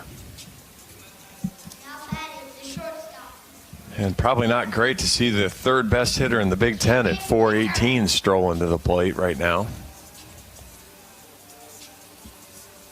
4-1 Purdue in the fourth. Leads the Big Ten in on-base percentage. Yeah. Stands in from the left side.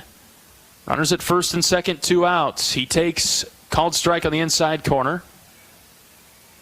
I mean, if you're an outfielder right now, you have to prepare yourself for the throw home. Yep. You have to know that you're going to have to come up and throw it. No matter how it's hit to you, you have to be ready to throw. 0-1 from Brecht. That's low. Just get it in your head now so you get your brain all the way wrapped around it. Huck is playing pretty shallow in center and shaded over to left just a touch. Nelson in right playing deep. 1 ball, 1 strike, the pitch from Brody. Outside corner, strike 2.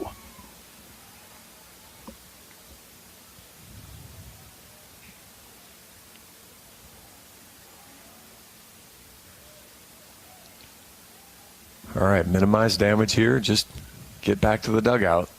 1 ball, 2 strikes with 2 outs. 2 on for Purdue. The pitch in the dirt. Kopp blocks it. Not only a great block, though, but a Corral was able to grab it right away with his right hand, kept the runners where they were. Count even at 2. Brody back on the rubber. Comes set. Kopp setting up a little bit outside. We'll see if Brody hits his spot. Here's the pitch. Hit him. Inside and hit Gasser. And now all of a sudden the bases are loaded.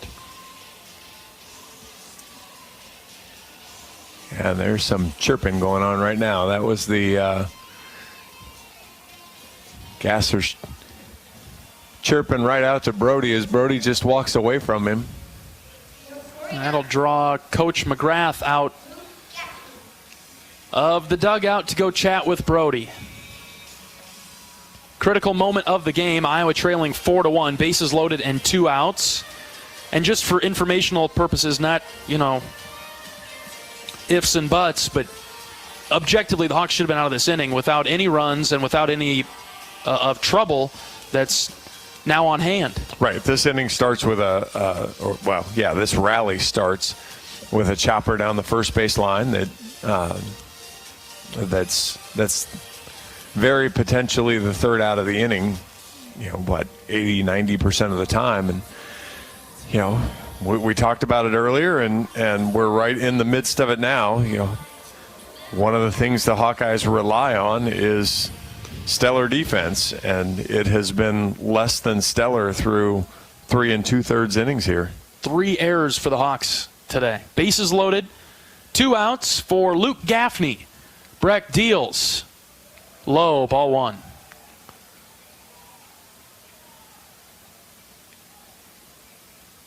I mean, Iowa's a team that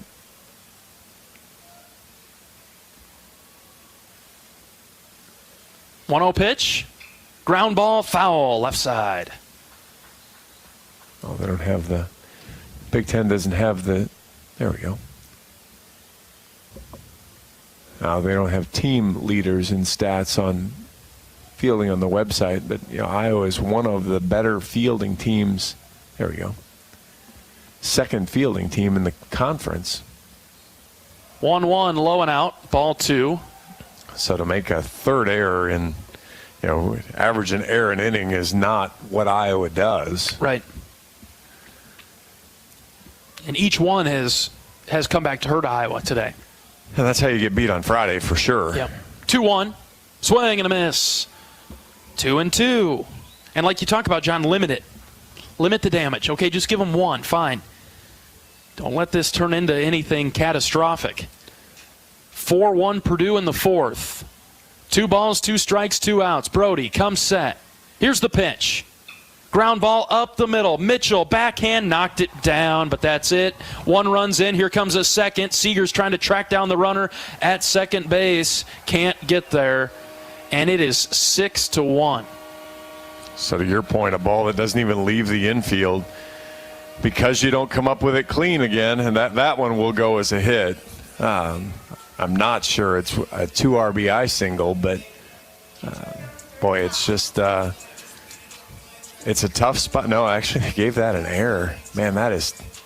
They also marked down a hit. Okay, so that makes sense. The first run scores. You get an RBI on the first one, and then the second error is what scores this, or the error is what scores the second run. 6-1 Purdue. So 2 errors in this inning basically lead to 3 Purdue runs. Disaster. Runners at first and second and 2 outs. Cascanet in the box. Brody outside, ball 2. Well, the harder part of this was, Chrisman was down 1-2. Gasser had 2 strikes on him when Brody hit him with the pitch, and then that single up the middle was a 2-2 pitch. Mm-hmm. 3 chances. Here comes a 2-0. That's in there for a strike, 2-1.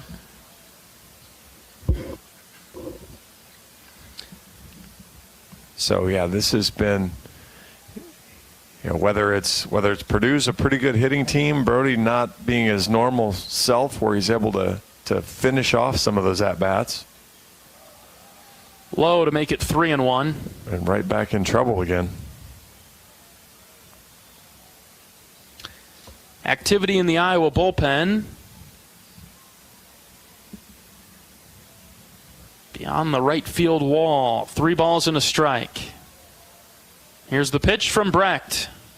Swing and a miss. Got some help from Cascanet. Full count. Runners will be going on the pitch. When Purdue did something pregame that I've never seen a team do, is they were actually, during batting practice, going extra bases, working on sliding, doing all that stuff, and they've really shown that in the game. 3-2's up and in. Walked him. Everything that the coach has said in the scout has been, if I'm not saying that any of the players were doubting it or questioning it, but the coaches have been entirely accurate about what this Purdue team is. And Purdue's been a better version of themselves than Iowa's been a version of themselves so far, and that's what Coach Heller said was, we need to go out and do what we do. That has not been the case here, not even through 4 innings yet. 6-1 Purdue. They've got the bases loaded again and 2 outs. Sutter is up, swings at the first pitch, got a piece of it, and deflected it off of Kopp behind the plate.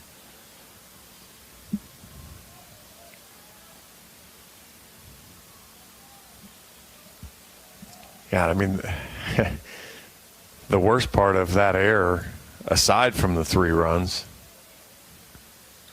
0-1, another foul ball over to the left this time.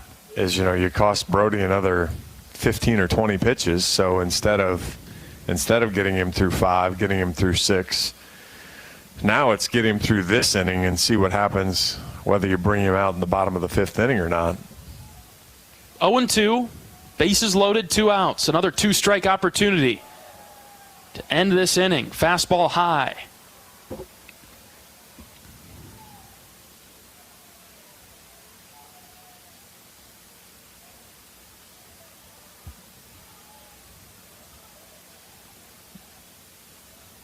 The 1-2. Sliced off and hit foul out of play over to the right. We'll do it again. Sutter doubled in a run in the first. Grounded out in the third. Iowa will have 8-9-1. Guerin, Mitchell, and Nelson coming to the plate in the fifth. Down by 5. Brody's got the sign for the 1-2. Here's the pitch. In the dirt. Oh. 2-2. An aggressive secondary lead there from Gasser as he was a third to a halfway down the line as Kopp picked that up clean. Decided to not make the throw, though.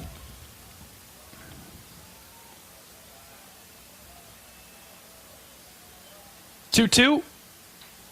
Down the line and right, and fouling out of play. It's kind of a neat little athletic complex around here. We've got the soccer field over the right field wall. The softball field's here, too. It's track and field there. Maybe all the way in the distance. I can't quite see. I think to the right is the soccer practice facility, and then what you're seeing beyond that wall is the true soccer field. This is hit in the air to center. Huckstorf goes back. Kyle makes the play for the third out. But a disastrous inning with a couple of errors for Iowa. Prolongs the inning and gives Purdue 3 more runs. It's 6-1. We've played 4 in West Lafayette. Back after this. This is Iowa baseball from Learfield. Even the simplest act can set a chain of good in motion. Like choosing Delta Dental of Iowa for your dental and vision insurance. Because we invest in your community. So whether you get your plan at work or purchase it through us, you make a difference for others. Visit sharinghealthysmiles.com and choose Delta Dental for your smile, for your health, and for your community. American Equity salutes today's hero of the game. As a proud sponsor of the ongoing recognition of our military during Hawkeye games this season, please join American Equity in thanking all who have served our country. American Equity is more than just retirement savings and income products. They are committed to providing you best-in-class service and high-quality retirement income that helps deliver the independence to dream and reach your goals. To learn more about American Equity, please visit their website at american-equity.com.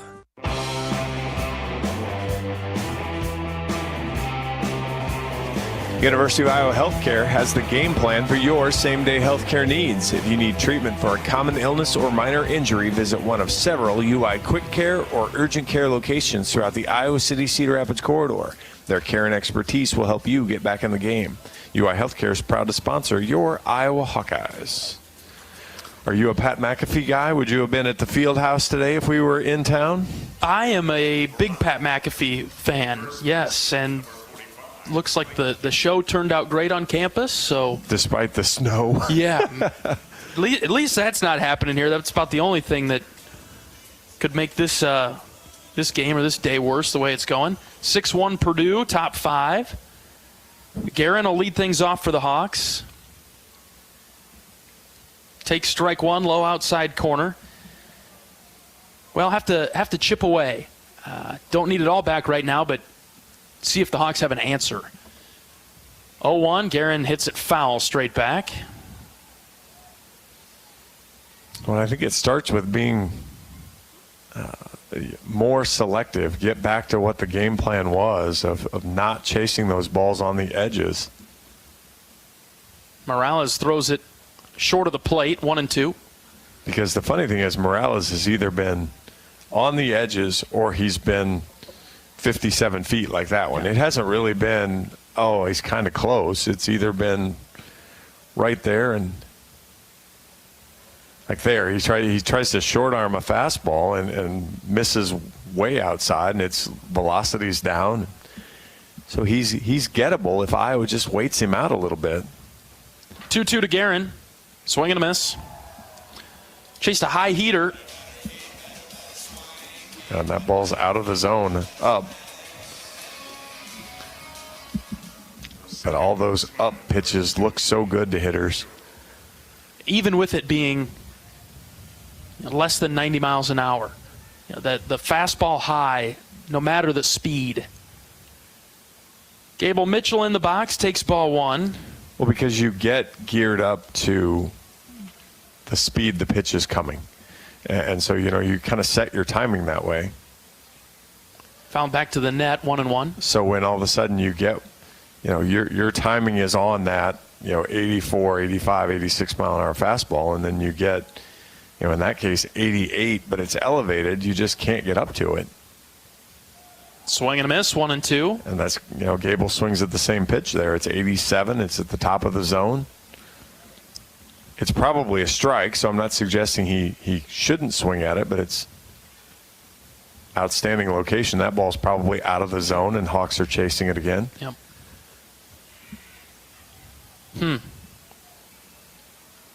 So, no hitter's going to walk up there right now and hit a 5-run home run. Right.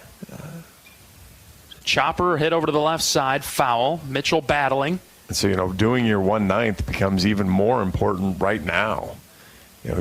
You come back from a 5-run deficit because you did your part, not because you tried to do the next guy's or you tried to do double your part. That's an outstanding point, John. 1-2's in the dirt, 2-2.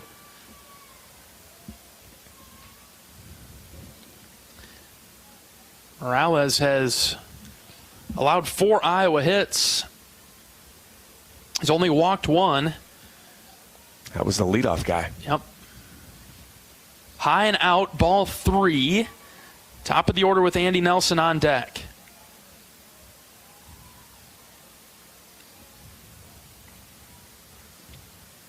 Be interesting to see the swing decisions report on this one. 3-2. Outside, ball 4 for Mitchell. That was close. It was off the plate, and so, and it's kind of funny. Even I retweeted something the Iowa baseball managers put out there about the strike zone, and the college strike zone. We talk a lot about the rectangle going up, and they don't call the top of the rectangle. It's actually probably more of a. If you're going to call it a rectangle, it runs because more sideways than up and down. Whew. And that one caught the weird inside part of the rectangle. Strike 1 to Andy Nelson. But you're able to kind of start to understand that and know that.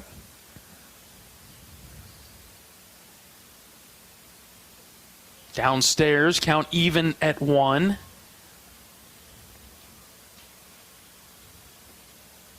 Morales. I think we've had a good strike zone today.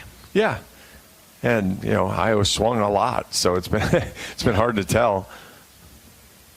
Morales comes set, ready with the 1-1. Here it is. Off the end of the bat, hit to first base. Knocked down by the first baseman. Tried to race to the bag, and he is called out at first base. Andy Nelson with the headfirst slide into the bag. Yeah, I mean, I know what he's doing. I've seen him slide into first base twice now in the last couple games, and you don't get there faster. But I know what he's trying to do. He's trying to avoid a collision. But unfortunately, in both cases, he may have cost himself being safe by being that half a beat slow. 2 outs for Sam Peterson with Mitchell out there at second base. Be nice to bring him home. First pitch to Petey. Drops in for a strike.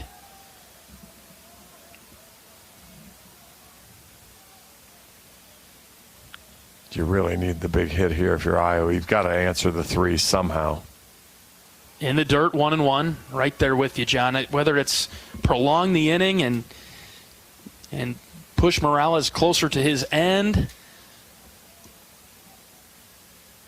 Look at what Purdue did with 2 outs. They scored all 3 of their runs with 2 outs. Who's to say that Iowa couldn't do the same? Right. You got to string it together here. I mean, the left field line is wide open for Petey right now. They do not respect his pull side at all. Missed that and hit it foul straight back. That's right in Peterson's zone. But it's a high fastball again. It's outside. So, I mean, he either has to be, I suppose he could try to line that kind of right over the pitcher's head. 1-2's in the dirt. Good discipline from Sam not to swing at that. But, I mean, he has basically Bolton Jr. has the whole left side of the outfield to himself. I mean, it is all his to cover because you've got Kornblum shaded well over into right center. 2-2, swing and a miss. And Morales comes off the mound with the shushing motion to our dugout as he racks up another strikeout, his 4th of the game. 6-1 Purdue. Bottom of the 5th coming up. This is Iowa baseball from Learfield.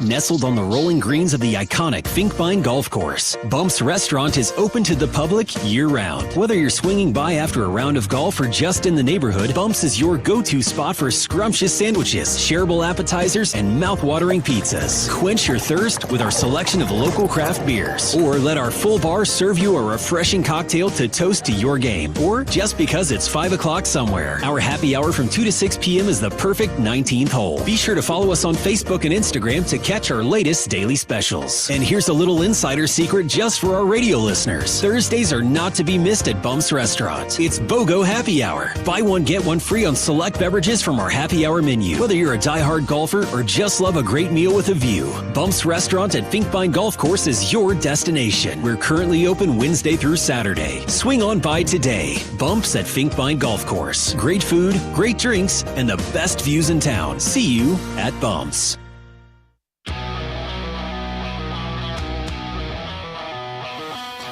When corn grows fuel, Iowans win. Ethanol is a renewable fuel that's better for our environment, our health, and our wallets. Share your winning moments using hashtag IowansWin, and you could win even more from Iowa corn. Kornblum will lead things off for Purdue, followed by Gill and Stevens. Well, we need to grow more corn if we're going to Iowans win because we got a hill to climb here. Down 6-1 in the bottom of the 5th. It's been a frustrating game for Iowa. 4 errors out of nowhere. Brody Brecht returning to the mound, dealing strike 1 on the outside corner. Brody is at 87 pitches, but making it into the 5th. We'll see if he can get through it. Well, I'd probably argue 2 of the 4 errors are Purdue hustle plays. The pressure they're putting on you. I mean, the ball that Gable Mitchell backhanded, he gets an error on that because Purdue is aggressively running the bases and taking an extra base. Sam Peterson gets the error in left field because they're aggressively taking the extra base. The other 2 Iowa gave them. 1-1 is swung on and missed, 1-2.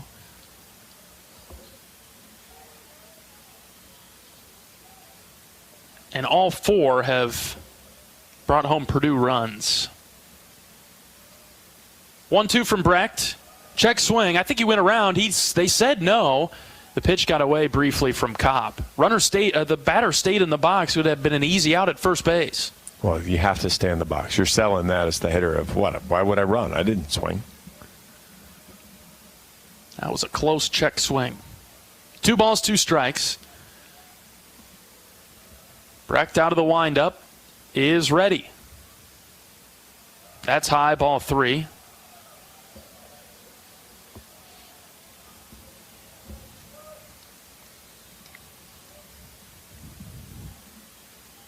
A lot of full counts today. Well, yes and no. They've jumped on him early on pitches too. 3-2. Swing and a miss. Brecht with a big-time strikeout to start the bottom of the 5th. I suppose you're right. It's either been first pitch swinging or seemingly a deep count. Yeah, I mean, because you look back at you look back at the 3rd inning, it was 3-2, it was 0-1, 0-2, 0-1. Brody got ahead, dominated the inning. It was 2-2, 3-2 when he walked.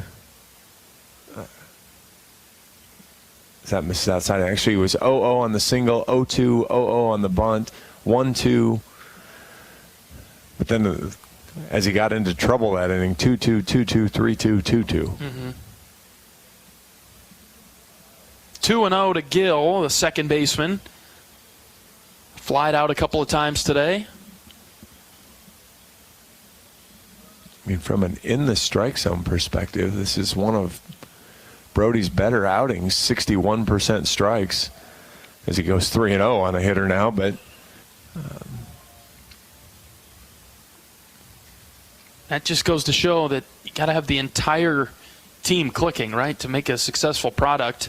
3-0 is in there for a strike because Brody has looked better today. Just the defense behind him is still getting off the bus. Here comes the 3-1 from Brecht. Foul to the left side. Well, don't forget, he was one of those errors. Of course, right, yeah. So his defense, it must still be on the bus then as well. Yep.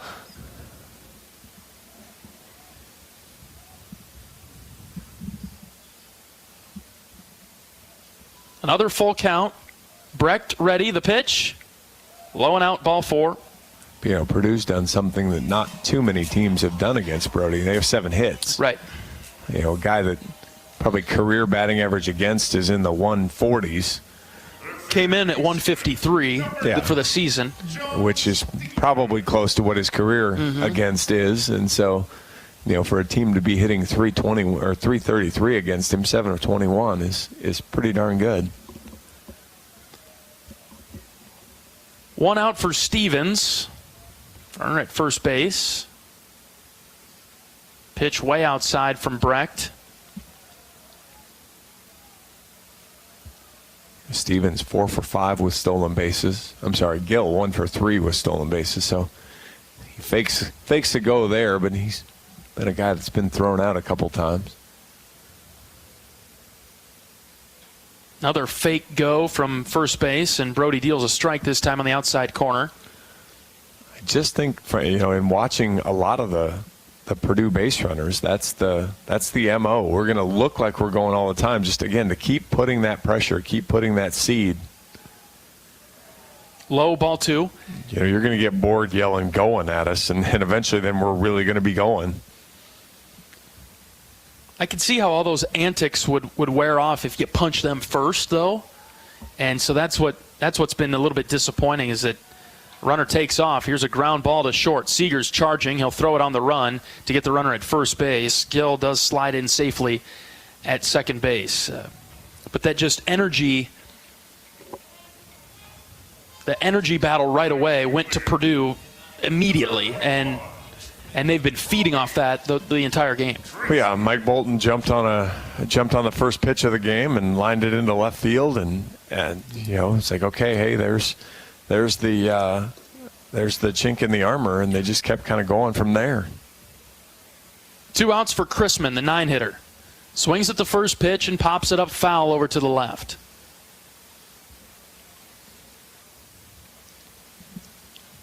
(6-1) Purdue in the bottom of the 5th. Iowa has Tello, Moore, and Huxdorf due up when we get to the 6th inning. We'll see if Morales will come back out. No balls and a strike. I'll bet yes on that one. Low strike call, nothing in 2. Really low strike call. Holy cow. Maybe he called it on going around, maybe. Yeah, Purdue's dugout reacted poorly to that. Here's the 0-2. Outside. 1-2. Brecht up over 100 pitches now. Yeah, hopefully this will be his last batter in a positive way. Runner at second base with 2 outs. Here comes the 1-2 from Brecht. Grounded foul over to the right.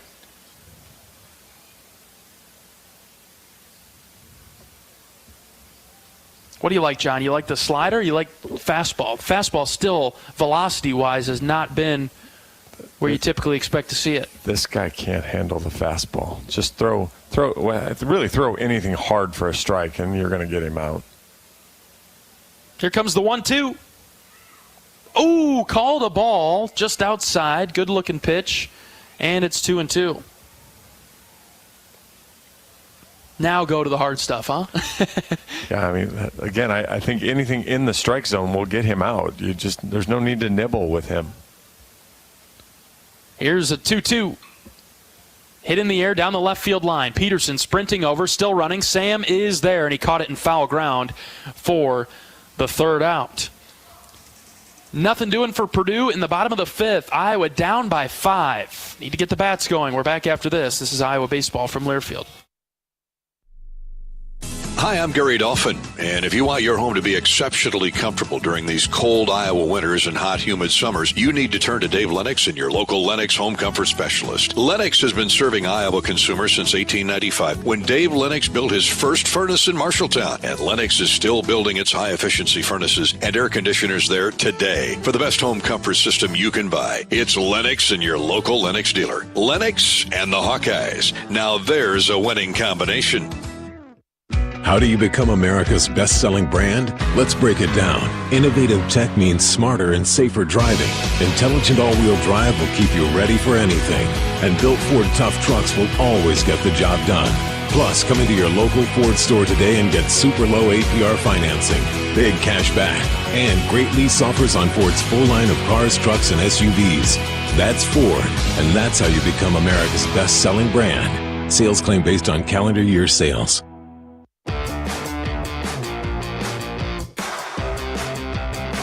At the game or at home, Wimmer's premium quality hot dogs and sausages will score with family and friends. Take the highest quality beef and pork, and you get the best tasting hot dog. Wimmer's, the official hot dog of the Hawkeyes. John Evans and John Leo at Alexander Field in West Lafayette, Indiana, the home of the Purdue Boilermakers. Purdue with a 6-1 lead on Iowa. In the series opener, the Big Ten opener, Iowa trying to avoid a sour start to conference play. See what Raider Tello can do to lead things off for Iowa in the 6th. Morales is ready, and he deals. First pitch, strike number 1. Morales is always ready. He runs the show. Here comes the 0-1 pitch. That's low. I don't remember him at Penn State. The stats say that he pitched, so he definitely did, but I don't recall this fella out there. Ground ball right back to him. He's got it. He'll jog over. Underhand flip for out number 1. It's getting late, John. It is. You're not going to want to mess around here a whole lot longer as Hawks down now to 11 outs. Reese Moore comes up 0 for 2 today.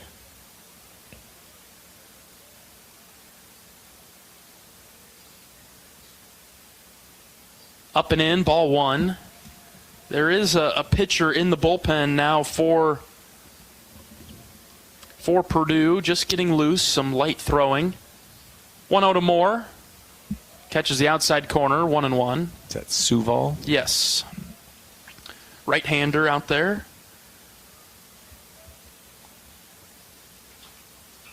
Moore slices the 1-1 foul over towards the Purdue dugout.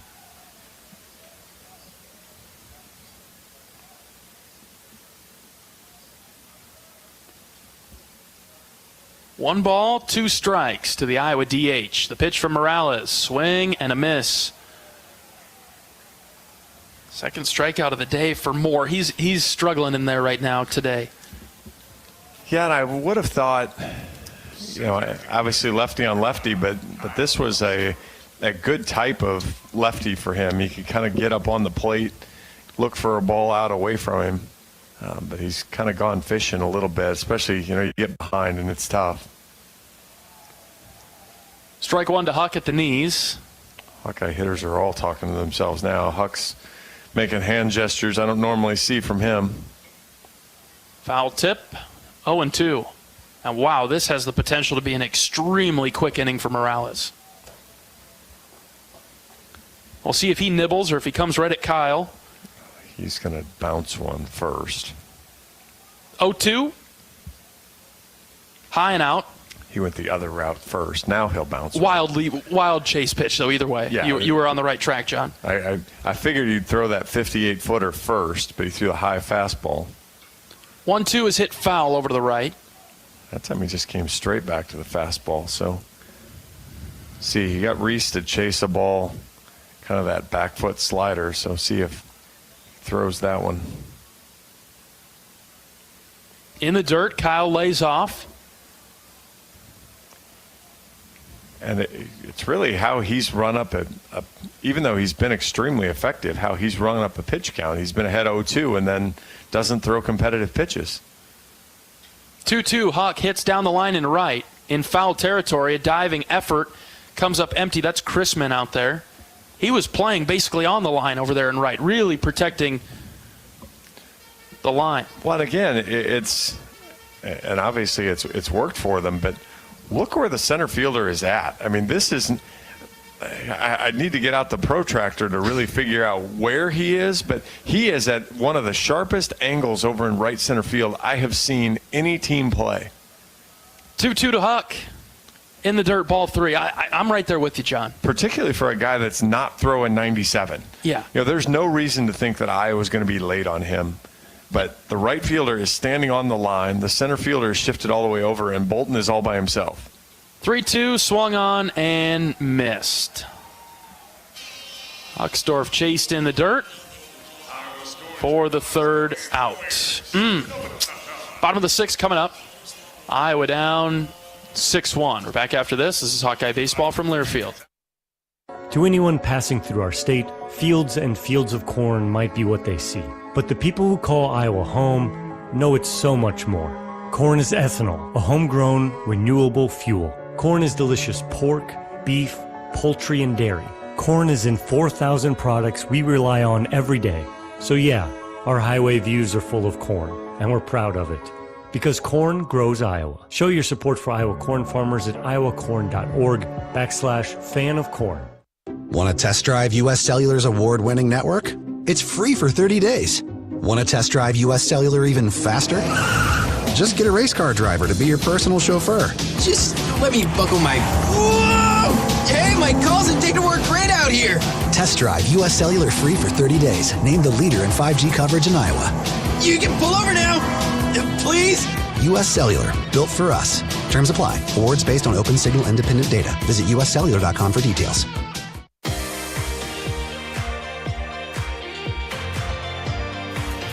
Today's game is brought to you by Bud Light, proud sponsor of Hawkeye Athletics. Easy to drink, easier to enjoy than this game so far.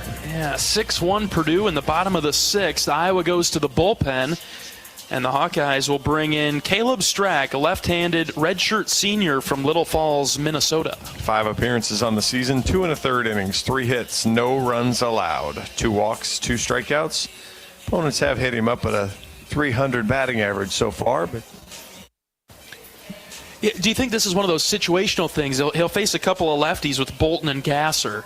Do you suspect just situational, just against the lefties, and then another change coming in this inning for the right-handed Gaffney? Maybe. I think if things are clean and you can get him all, if he gets the first 2 lefties out, maybe you let him throw to the righty.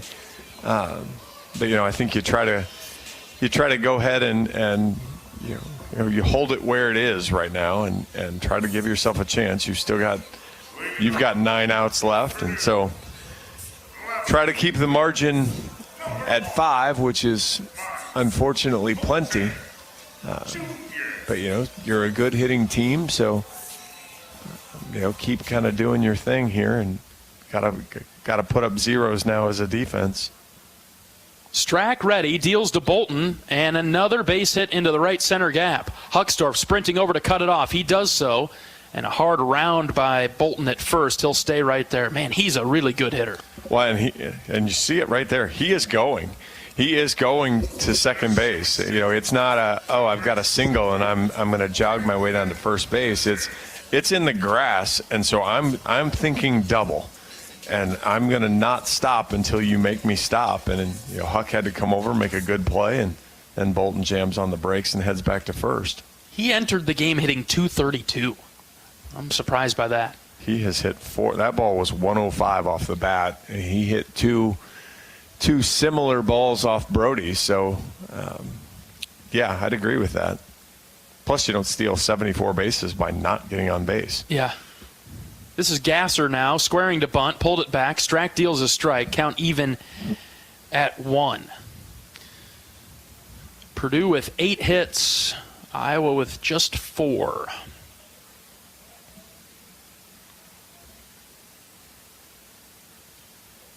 Another bunt attempt. This time the pitch is low. Ball 2. Brecht goes 5 innings, gives up 7 hits, 6 runs, 3 earned. 3 walks, only 3 strikeouts for Brody today through 108 pitches. Pickoff move over to first base to keep Bolton around the bag. I almost think he was messing with him there. I think he read the move, knew he had time, gave a little fake step, and came back. So he's still back easy. 2-1 is bunted foul off a Cop. Ouch. Got him in the lower extremity. Looks like left leg.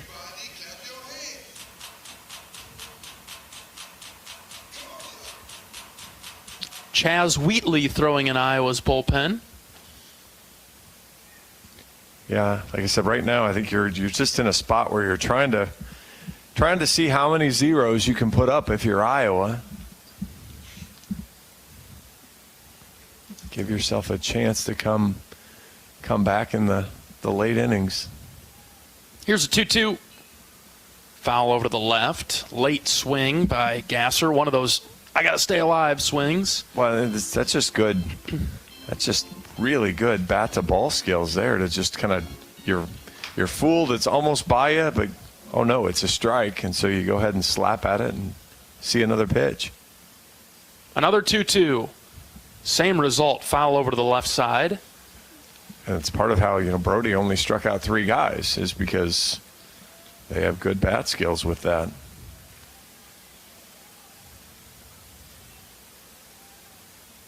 Strack's got the sign that he likes. He comes set, ready with the 2-2. And he'll try a move over to first base.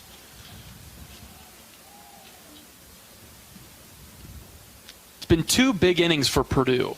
3 in the first, 3 in the fourth.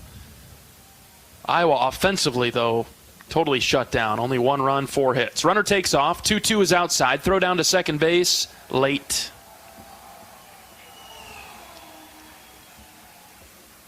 Ninth stolen base of the season for Bolton. It's 75 now on his Purdue career. That's an incredible number. He is a senior. Full count pitch. In the dirt. Ball 4. Now, yes. I think we're going to see Chaz Wheatley now. I think he brought... Again, I think if he got 2 outs, he might have stayed. I think now you put the 2 guys on that you came in to get out.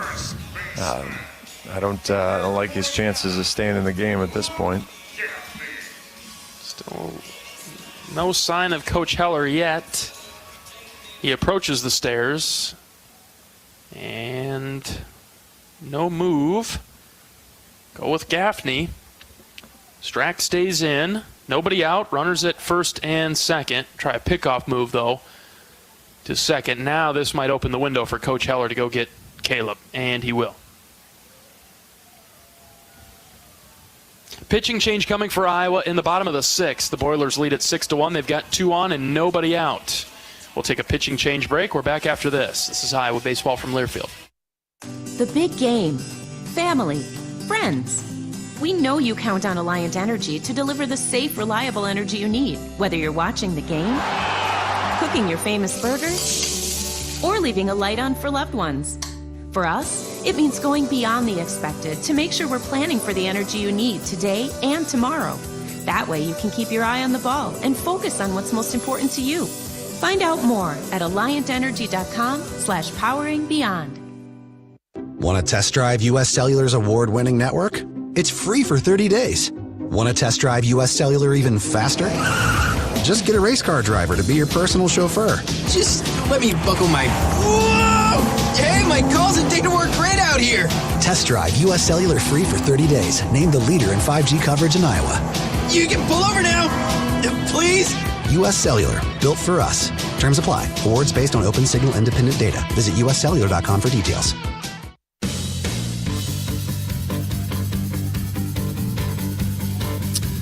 The Hawkeyes make a call to the bullpen in the bottom of the 6th. Purdue's got runners at first and second and nobody out, and they lead at 6-1. And so Iowa goes with right-handed junior Chaz Wheatley. 8 appearances on the season, 6 2/3 innings, 6 hits, 6 runs have all been earned, 3 walks, 3 strikeouts. Couple of extra base hits allowed. Opponents getting him at a .261 batting average.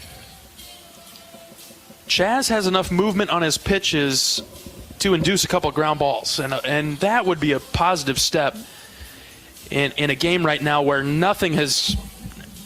everything's gone against Iowa. Self-inflicted, but it's been Purdue's day. Yeah, Chaz runs the fastball up there around 90. He's got the slider, the sweeper.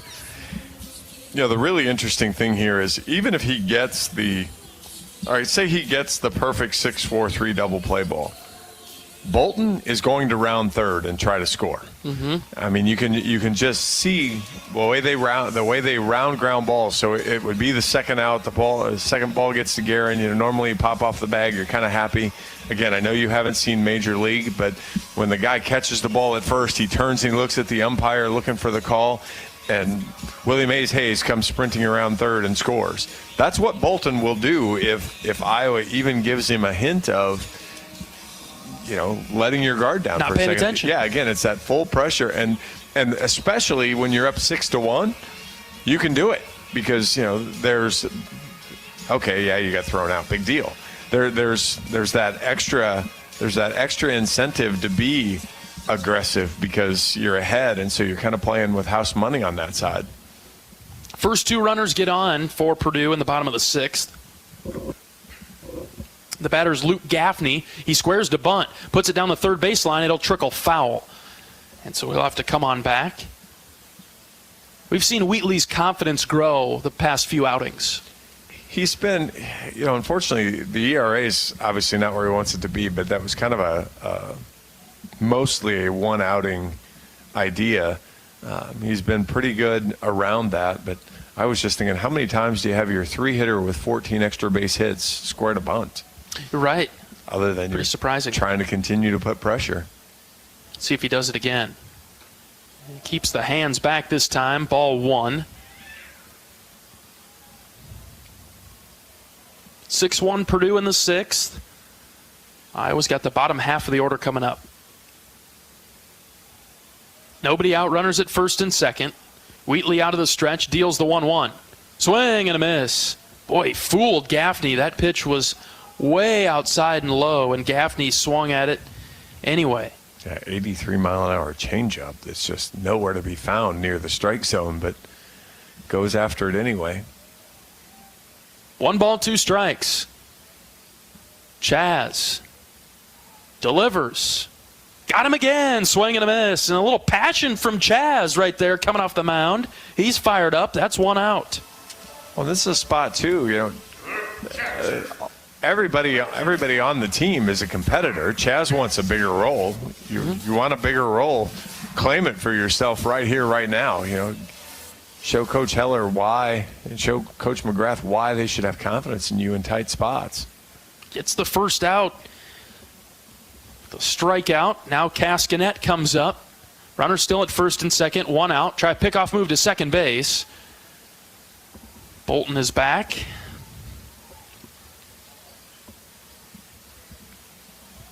Really, anything that shortens that a hair, my guess is he's going to take the same long, aggressive lead anyway, but at least you pull him in a half step. Low and out from Wheatley to start the at-bat. Cascanet reached on a fielder's choice in the first. He singled in the third, walked in the fourth. Hawks have had a hard time getting him out today. Tello protecting the line at third. Runner takes off. Here's a ground ball foul, left side. So a hit and run for Purdue.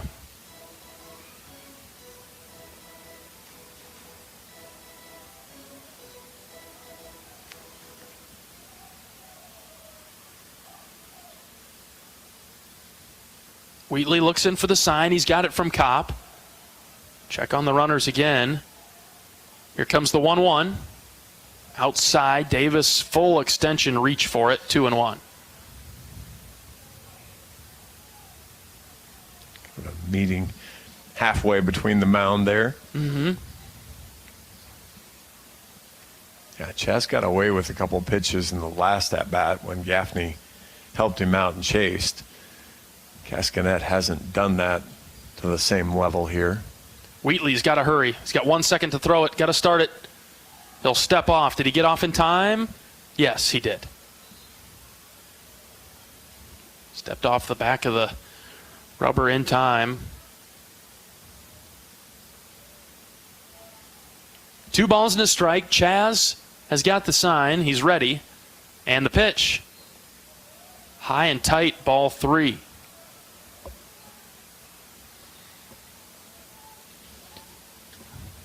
Don't want to add to your problems here. Nope. Castanet walked his last time up. In jeopardy of walking him again. Runners take off. 3-1 is low and in. Ball 4. Bases loaded and 1 out for Logan Sutter. Their DH. Kind of feel like this is the game right here. I mean, I agree with you. 5 is, again, you don't snap your fingers and score 5 runs, but if it gets to 6, 7, 8, then you don't snap all your fingers and get there. You have a chance if you get out of this somehow. It feels like the game would be over with a base hit or an extended inning. Strike 1 to Sutter, low and in. Feels like it'd be over without some magic. How about that? Agreed. We need the 14-inning extravaganza that Purdue played here midweek against Illinois Chicago. 0-1 pitch from Wheatley to Sutter. High. Across the letters, ball 1. Yeah, Purdue burned through a lot of pitchers in that game, and the Hawks are really letting them off the hook by not getting into the bullpen early on Friday. 1 ball, 1 strike. The pitch from Wheatley. Grounded left side. Oh, no. Down the line, it'll stop in the grass. A swinging bunt for Sutter brings home another run. You got to be kidding me. 7-1. That ball was so slow off the bat, it didn't even register. That's that great pitch from Chaz. Low and outside. With that changeup, it was away, and he just absolutely end-capped it and somehow pulled it.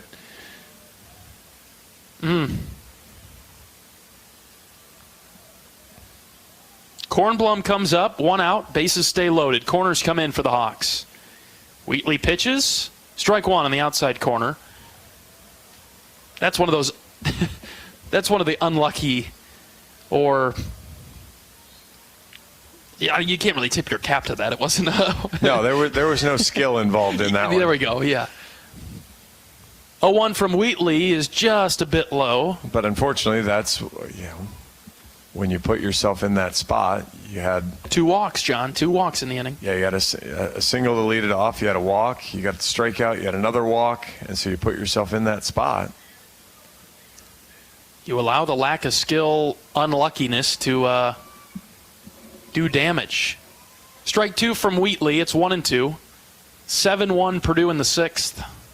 One of the things that Iowa had done a better job of, limiting the walks, limiting the hit batters. Outside, count even at 2. Unfortunately, two walks this inning, and you're kind of sitting at 2 walks this inning and a ball that went 40 feet maybe. Yeah. And stopped. It wasn't it got picked up. It stopped 40 feet from home plate. I was hoping it would cross the line, but it just never did. Here's a 2-2. Ground ball, weakly hit left side. Tello picks it up. His only plays over to first. And another run comes in for Purdue. My goodness, 8-1. So yeah, another outstanding pitch, but yeah, it's you got yourself into that spot, unfortunately, with the other stuff, and so with an opportunity, the chances Iowa's had to minimize damage, they haven't done it. The chances Purdue's had to minimize damage, they've done extremely well. Whew. First pitch way outside to Gill, left-handed hitter. Runners at second and third, and 2 outs. 8-1 Purdue in the 6th. Yeah, this has been a collision course of Purdue's A game to Iowa's F game. Yeah, I mean, those last 2 RBIs, the ball was hit a total of 100 feet. Outside from Wheatley there, 2-0. Right. I mean, and so, and only one of them turned into an out. So unfortunately, tough spot.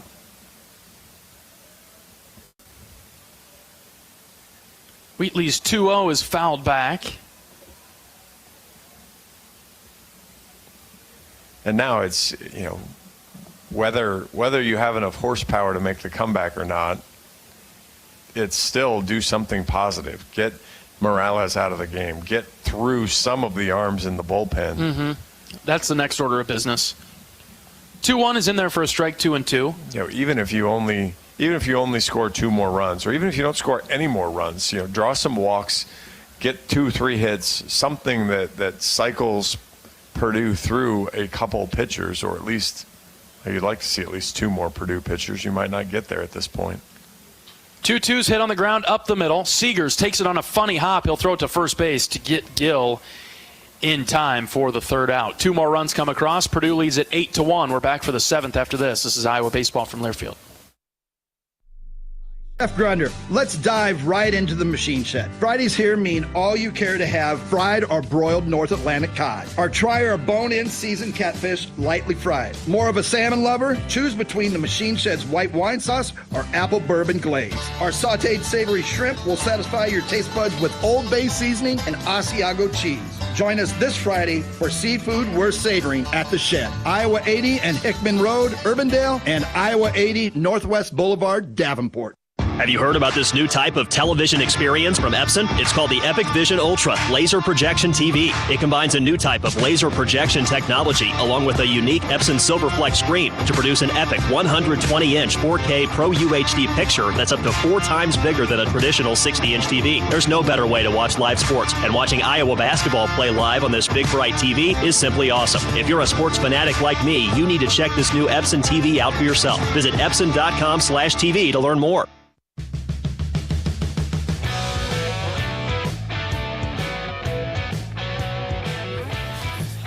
Top of the 7th, Purdue leads Iowa 8-1. Let's pause 10 seconds for station identification. This is Iowa Hawkeye Baseball.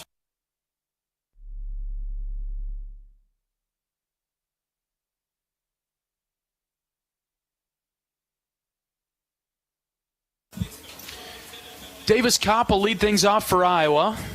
Down by 7. Got to start building towards the rest of the weekend now, and it starts with knocking Morales out of the game, who's thrown 6 innings, given up 4 hits. He struck out 6.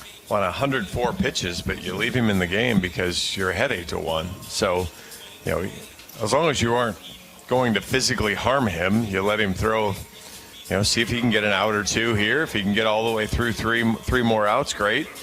And then call to your bullpen to force them to do less work. Again, something we've talked about, Iowa's starting staff needing to do. I mean, Morales is just, he's ready. He's peering over the glove, waiting for Kopp to jump in, and here he comes. First pitch to Davis is outside. That would drive me nuts as a hitter, and that's the point. That's part of it. That's part of the shtick. You don't get to be a crafty left-hander by just getting up there and throwing 85-mile-an-hour softballs. You're playing some edges. You're playing some games with it. Other elements to his game. Check swing by Kopp, and of course they said he went around on that one, 1-2. Don't be bitter. He did.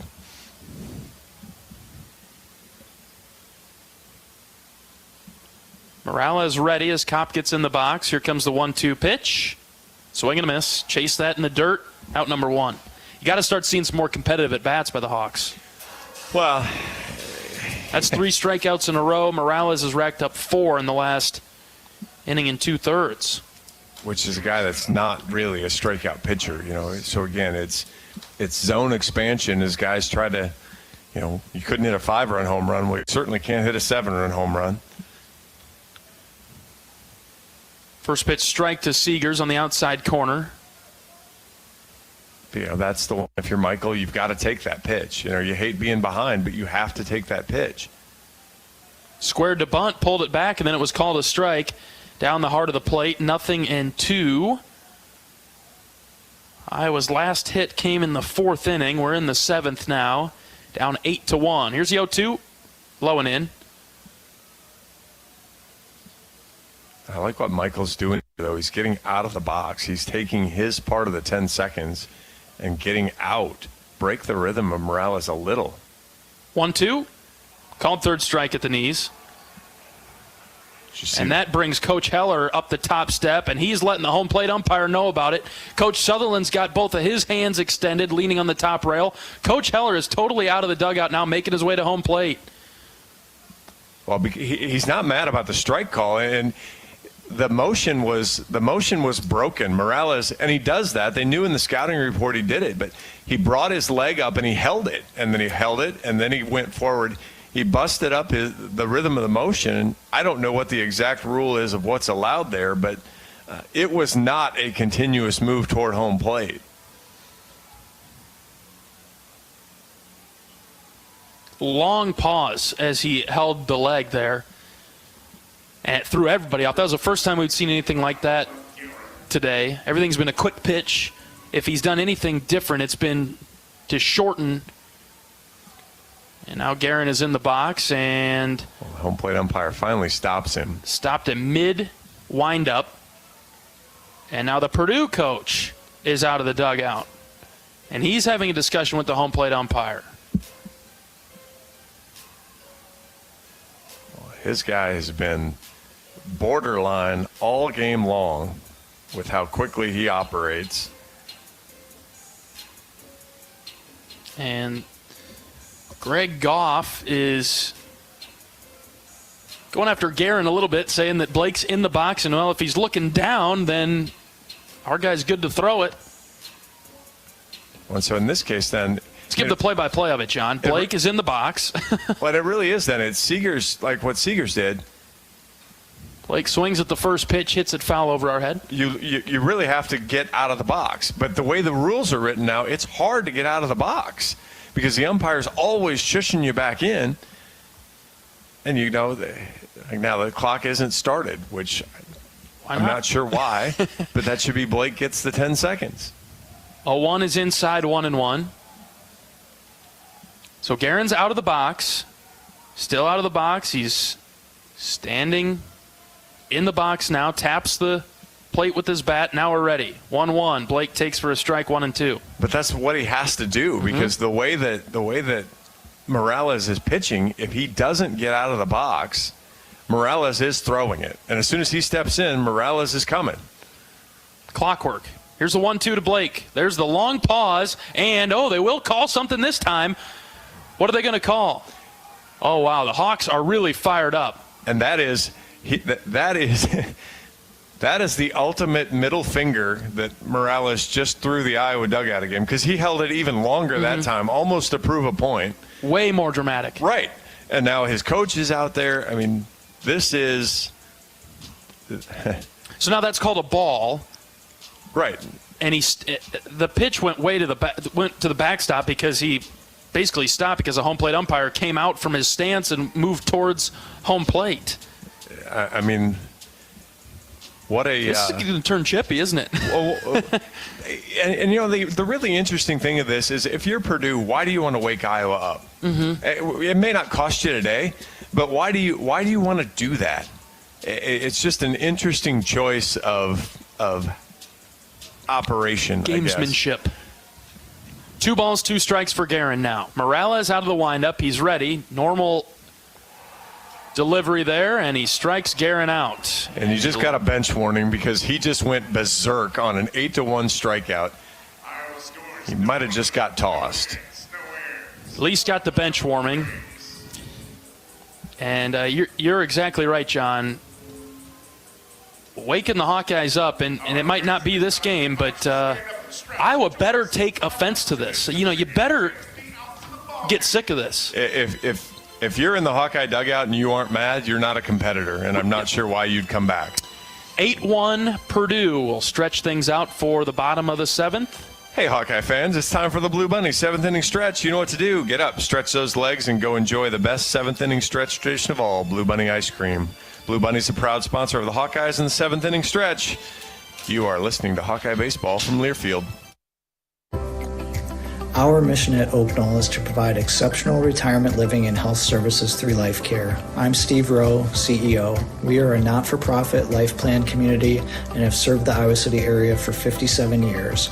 Oak Knoll is located near University of Iowa hospitals and clinics, Kinnick Stadium, Carver Hawkeye Arena, Hancher Auditorium, and downtown Iowa City. Visit our website at oakknoll.com to learn more. We're a proud sponsor of Hawkeye Athletics. Go Hawks! The big game. Family. Friends. We know you count on Alliant Energy to deliver the safe, reliable energy you need, whether you're watching the game, cooking your famous burgers, or leaving a light on for loved ones. For us, it means going beyond the expected to make sure we're planning for the energy you need today and tomorrow. That way you can keep your eye on the ball and focus on what's most important to you. Find out more at alliantenergy.com/poweringbeyond.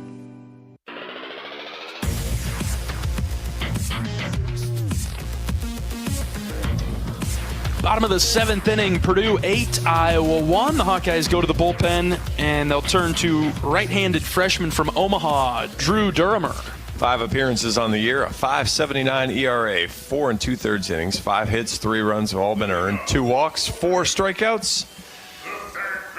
Fastball zooming up there around 90. He's got a changeup and a slider as well.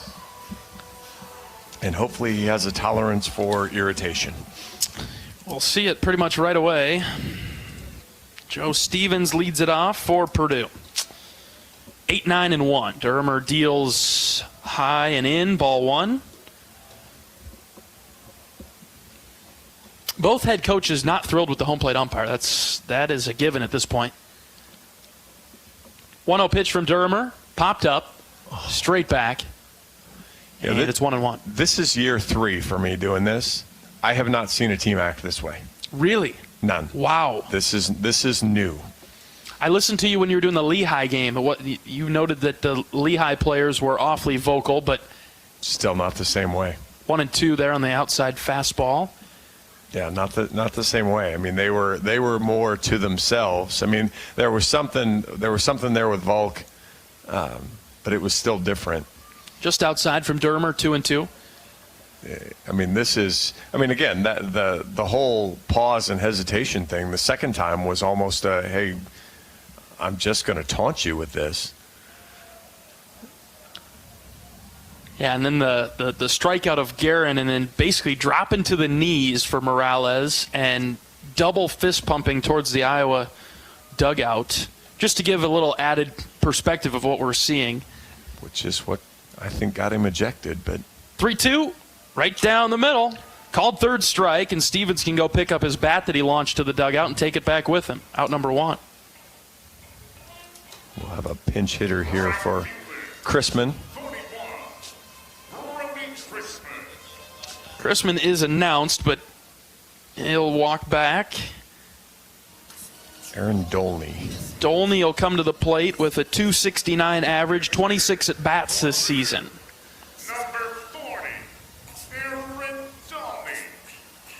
1 out, and the base is empty. Good strikeout there from Durhamer with the pressure building, a full count pitch to get the strikeout.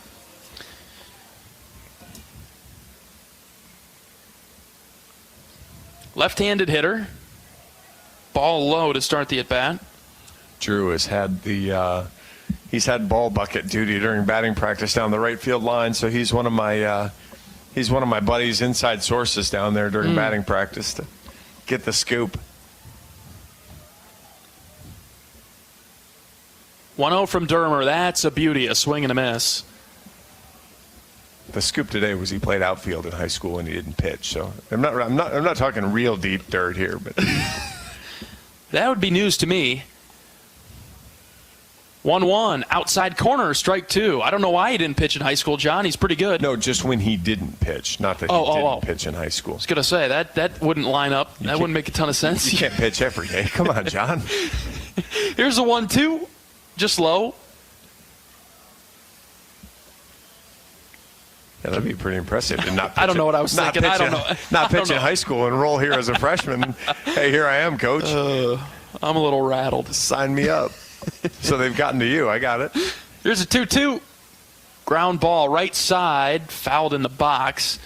Guerin picked it up, but Dolney's hopping around.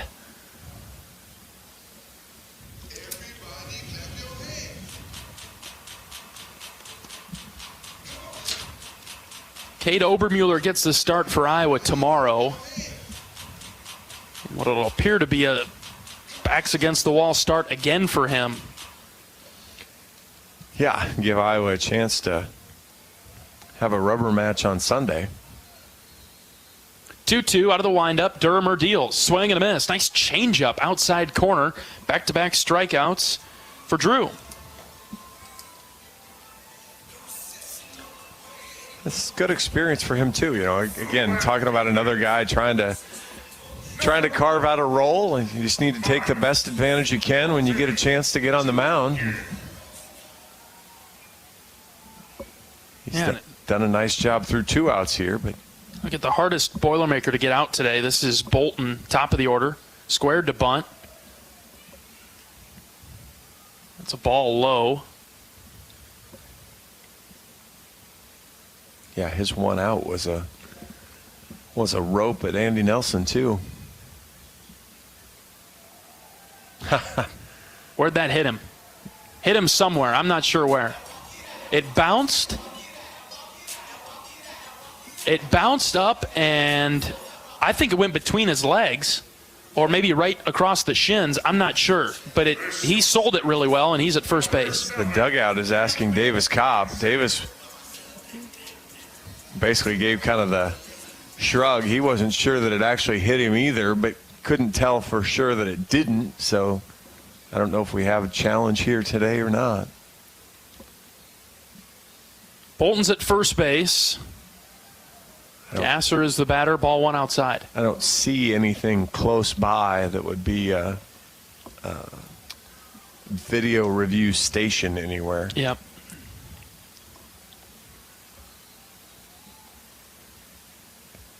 Runner takes off, pitches inside, throw down to second base. Dropped by Seegers. I think it was going to be late anyway, 2-0. Yeah, his only chance was the kind of clipping his cleats as he went by, but I think it was still too late. Bottom of the 7th inning, 8-1 Purdue. Dermer comes set, ready with the 2-0. Here it is. Low, ball 3. About the same thing we've been talking about a couple times today, John. Getting the first 2 outs with ease. We've talked about this a lot this season. Yeah. It is, 2 outs, you look pretty smooth. You look pretty good doing it. And, a 1-0 hit by pitch and then 4 straight balls here. So, what is it, 1, 2, 5 straight balls, really. After you strike out the first 2 guys on a 2-2 and a 3-2 pitch. So I was just glancing. Purdue, second in the Big Ten, tied for second in the Big Ten in stolen bases. 36 of 43 coming into the game. Wow. Add 2 more for Bolton. So 38 of 45 now. Rutgers, who we'll see later, 44 stolen bases already this year. 3 balls, no strikes.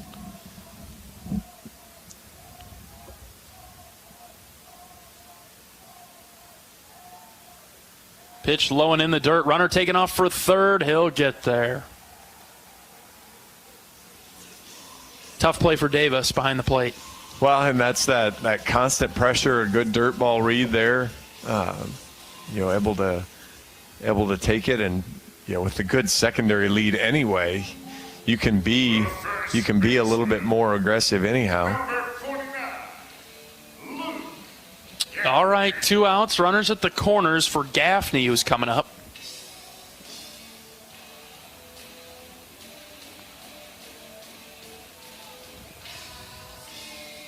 Kopp steps in front of home plate and issues signs to the infield.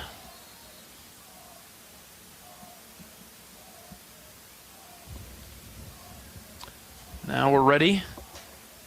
Dermer takes a deep breath. First pitch, low. The small but mighty Purdue crowd stealing the Texas A&M chant here. Yeah, Dermer has thrown 7 straight balls. And that'll bring Coach McGrath out of the dugout. Go talk with him.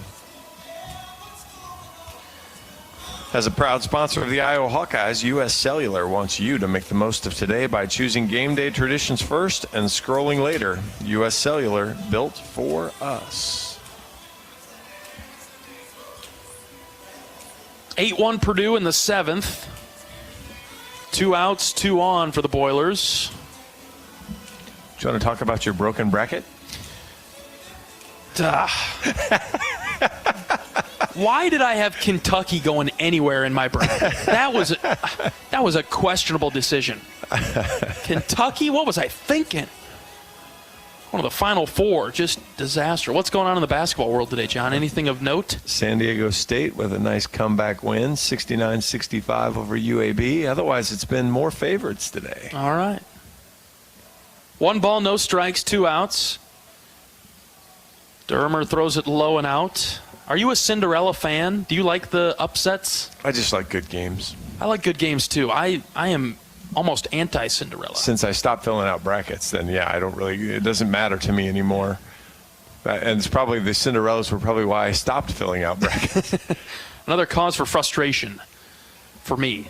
Yeah, it's just a useless and hopeless thing of trying to get the correct bracket. I did see ESPN still had 3 brackets that had picked every game wrong.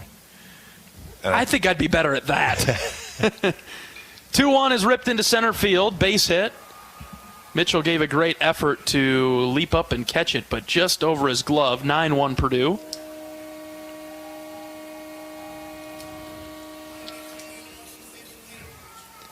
Yeah, the good news is when you come to an Iowa-Purdue football game, you don't really hear the Purdue touchdown train very often. We've heard it an unfortunate amount of times here, and I feel bad Drew, with a hit by pitch and a walk and then a single, isn't going to be able to get out of the inning. Iowa going to the bullpen. 9-1. Purdue with the lead in the 7th. We're back after this. Pitching change break. This is Iowa baseball from Learfield.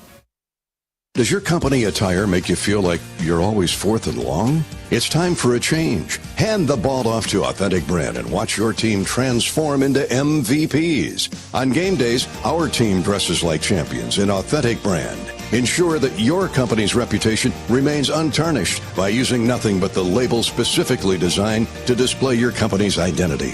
Ask your supplier for Authentic Brand products and see for yourself why it's more than just a label. It's a statement. Bananas are only 39 cents a pound at Hy-Vee. That's not a sale price. That's the price with the Hy-Vee Perks membership. And 39 cents a pound is not just the price today or this week. It's the Perks price every day. With the Hy-Vee Perks membership, you can save on hundreds of products store-wide every time you shop. And count on Perks prices to stay the same. So if you want to pay less for bananas every day, sign up for Hy-Vee Perks. It's free and easy. Some restrictions apply.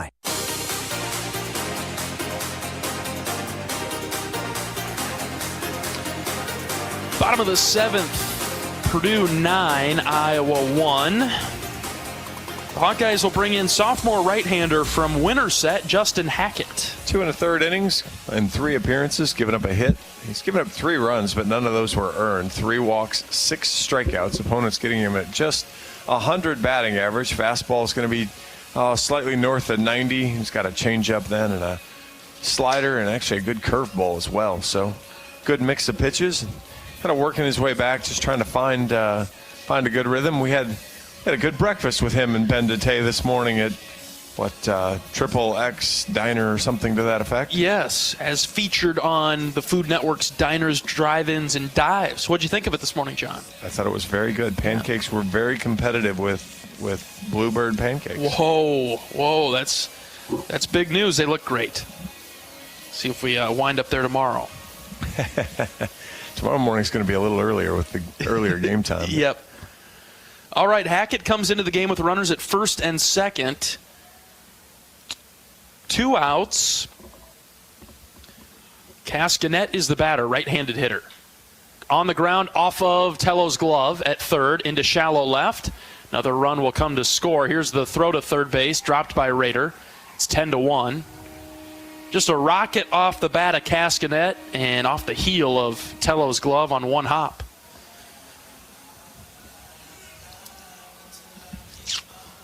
What game was that? There was one offensive guy that just kept obliterating balls at Rader. And he just couldn't quite come up with them. It was on dirt as well. I think it was at Ole Miss, but can't remember who the hitter was now. But just worked Rader off both sides there.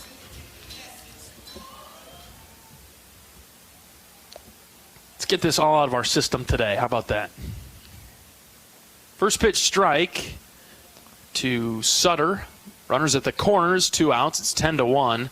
Well, Iowa did win the total runs scored at Jacksonville State and lost the series 2-1. So can happen. 0-1 pitch, swing and a miss, nothing in 2. Just the pressure is the issue for Iowa. The mounting pressure. When you lose the Friday game, then you feel like you got to get them both back, and that is the right approach to get them both back. 0-2, swing and a miss. Hackett strikes out Sutter on 3 pitches. Nicely done by Mr. Hackett out of the Iowa bullpen. 2 runs come across for Purdue in the 7th. It's 10-1. We're back after this. This is Iowa Baseball from Learfield. Our mission at Oak Knoll is to provide exceptional retirement living and health services through life care. I'm Steve Rowe, CEO. We are a not-for-profit life plan community and have served the Iowa City area for 57 years. Oak Knoll is located near University of Iowa hospitals and clinics, Kinnick Stadium, Carver Hawkeye Arena, Hancher Auditorium, and downtown Iowa City. Visit our website at oakknoll.com to learn more. We're a proud sponsor of Hawkeye Athletics. Go Hawks!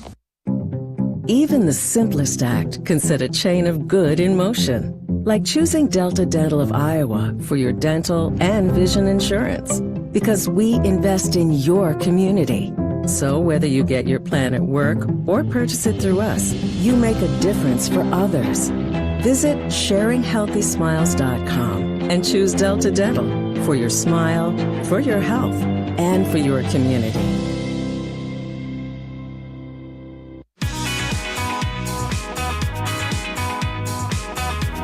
For a taste of unique flavors you'll love, stop by Molly's Cupcakes in downtown Iowa City for homemade cupcakes, cookies, cakes, bars, and coffee drinks. Molly's Cupcakes is a proud supporter of the Iowa Hawkeyes. Purdue goes to the bullpen in the top of the 8th. They've got the 10-1 lead in the series opener. They'll turn to a senior from Peoria, Arizona, left-hander Cal Lambert. 0-1 on the season through 5 appearances. He does have a save with a 3 ERA, 6 innings pitched, 5 hits, 4 runs, just 2 earned, 4 walks, 3 strikeouts. Opponents just getting him at a .217 batting average. Fastball, another guy, fastball is going to be in the low 80s, curveball low 70s. He'll throw a changeup off that. Just another kind of soft left-hander. So kind of an interesting decision when sometimes you see teams, the next reliever's coming in, he's going to look completely different than the guy that just left. In this case, it's like, our guy had some good success. We're going to bring in exactly the same guy. Yeah. Not a change of pace, really, for Purdue. Boilers lead at 10-1 in the 8th. Gable Mitchell to lead things off, 9-1-2 for the Hawks. On the women's side of the tournament, LSU beat Rice 70-60. So, close game. Setting up that later on matchup. Ohio State won from the Big Ten. Michigan State, though, lost from the Big Ten. Nebraska plays later. Maryland plays later. Maryland and Iowa State. Strike one on the inside corner to Mitchell, 1-1. You'd call that the inside corner, huh? That's even wider than the Baseball Manager strike zone that they posted on that heat map. Way outside, ball 2.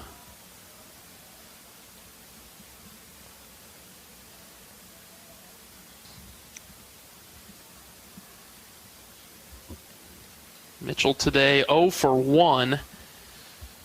Really minimum at-bats for Iowa hitters. 4 hits in total, the last coming in the 4th inning. We're in the 8th now. And 2 walks? One guy got erased on a double play, so I mean you're not talking about a ton of Hawkeye hitters here. 9 strikeouts for Iowa today, 2 walks. 3-1 pitch to Mitchell. In the air to left field. Left fielder moving back. Still running. Won't get it. Mitchell hits it over Bolton's head. And Gable will be in with a double to start the Iowa 8th. The first time Iowa's really been able to punish them for the defensive alignment. Bolton and his speed couldn't catch up to that one, as Mitchell didn't even really catch all of it, but fastball right in the middle of the plate, and he drove it to left center field. 5th double of the year for Gable. Fortunately, Iowa's head guy standing on second base with nobody out. Yep. In the 4th, Rader hit a leadoff double and was stranded on the base paths. Iowa down 10-1. Here's Andy Nelson. Ooh, strike called, low outside corner. Nothing that Andy can do with that pitch. Right, you have to take that pitch. I mean, that ball's off the plate. It's the strike that gets called by college umpires, but it's off the plate. Low that time, count even at 1. And, I mean, the only thing you're going to do with that is a soft ground ball somewhere. Either of those pitches. That one was out of the zone, but maybe Andy thought about swinging at it. Good job to lay off. Here comes the 1-1. Outside corner. Called a strike, 1-2. Yeah, I'm not sure what you do with that one either. Is that ball really extends that rectangle out there. Nelson pulls it foul down the line and left. Way out in front. Yeah, he was way out in front of the loopy curveball. Didn't even really hit it solid, but again, tons and tons of room there to the left side. Yeah. Here comes the 1-2. In the dirt, gets away from the catcher. Oh, Mitchell stayed at second base.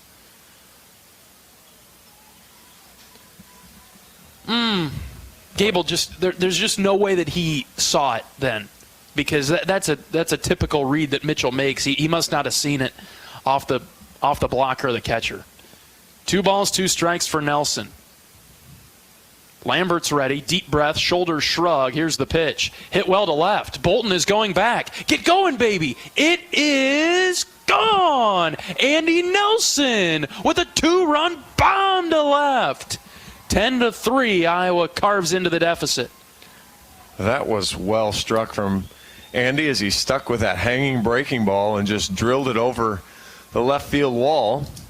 I guess if you're Bolton, you can play shallow because he got all the way back to the wall, but Andy Nelson made up for a relatively tough day. And again, this is what we talked about here as we get the pitching change here. Go run through pitchers now. You know, if you can't come back to win, fine, but do damage. Show Purdue you're going to show up tomorrow. Yep. Signs of life. Finally some energy in the Iowa dugout. Purdue leads at 10-3. We're back after this pitching change break. This is Hawkeye Baseball from Learfield. Let's be honest, we all like to be noticed. Picture yourself striding into Kinnick Stadium, radiating both style and comfort, while fellow Hawkeye fans can't help but ask, where'd you get that shirt? With pride, you point to the big screen and reply, it's Authentic Brand. Discover the remarkable difference that apparel with the Authentic Brand label brings. Ask for it by name at your favorite boutique, spirit shop, or retailer, or shop online at authentic-brand.com. It's time for a change in your style. It's time for Authentic Brand. Feel the excitement as NASCAR returns to the Iowa Speedway with Powerball and the Iowa Lottery. Just add the double play bonus to your Powerball ticket for $1, then enter it in the VIP club, and you could win tickets to the sold-out NASCAR race or other exclusive race weekend prizes. Feel the power of NASCAR and double play today. Woohoo! See complete rules and details at ialottery.com/VIP.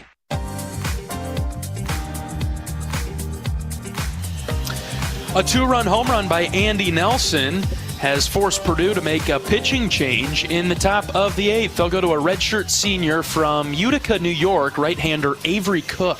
2.16 ERA in 6 appearances, 8 1/3 innings. He's given up 10 hits, 2 runs were both earned, 6 walks, 9 strikeouts. Opponents hitting .303 against him. Fastball is going to be in the mid to upper 80s, and then he'll throw the slider off that. And he's kind of that guy that's going to drop down sidearm. If you watch the delivery here, he gets that hunched over, brings it from that low sidearm slot. That's sort of strange from a big, stocky guy like he is. It looks odd. Yeah, you wouldn't expect to see that. And Hawks have a pretty good scouting report here. But he's been good on the year, but maybe walks a few guys. So an opportunity for Iowa to keep stringing together good at bats here. 10-3 is the score. Peterson, Tello, and Moore.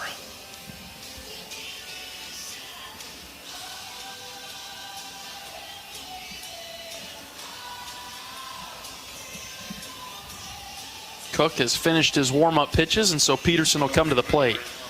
I almost have a weird, strange feeling coming over me. I don't know if you're there yet, but I'm just cold. I'm a little cold, too. Our windows are closed. There's some cold coming in from somewhere. Petey takes up and in for ball 1. I brought a jacket today. I might have to throw it on. I don't know if there's a heater in this thing or not. 1 ball, no strikes to Peterson. Iowa down 7 in the 8th. There's a strike down the heart of the plate. Sam wanted to watch it go by, see what it looks like. 1-1. First right-handed batter or pitcher the Hawks have faced today. 1-1, inside again, ball 2.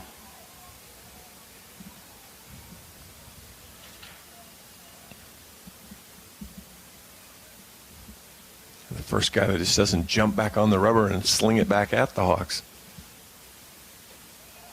Sam takes high, ball 3. Yeah, this is more of a traditional step off the mound, come back on, toe the rubber, look in for the sign, dangle the arm. Now we're ready to pitch.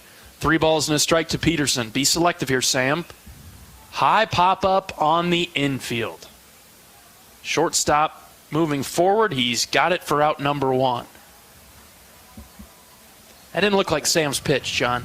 No, 87 mile an hour up and in. Just got a little antsy, unfortunately, and has to head back to the dugout. And that, with that being a breaking ball, I believe that could have been called a ball because it was so up and in. That was a fastball. Was it a fastball? 87, okay. Yeah. Tello takes outside to start his at-bat. That will more than likely be the first time that Petey doesn't get on base this year, as that'll break his on-base streak. Yeah, it was at 31. Carrying into last year. 1-0 to Raider is in there for a strike just above the knees.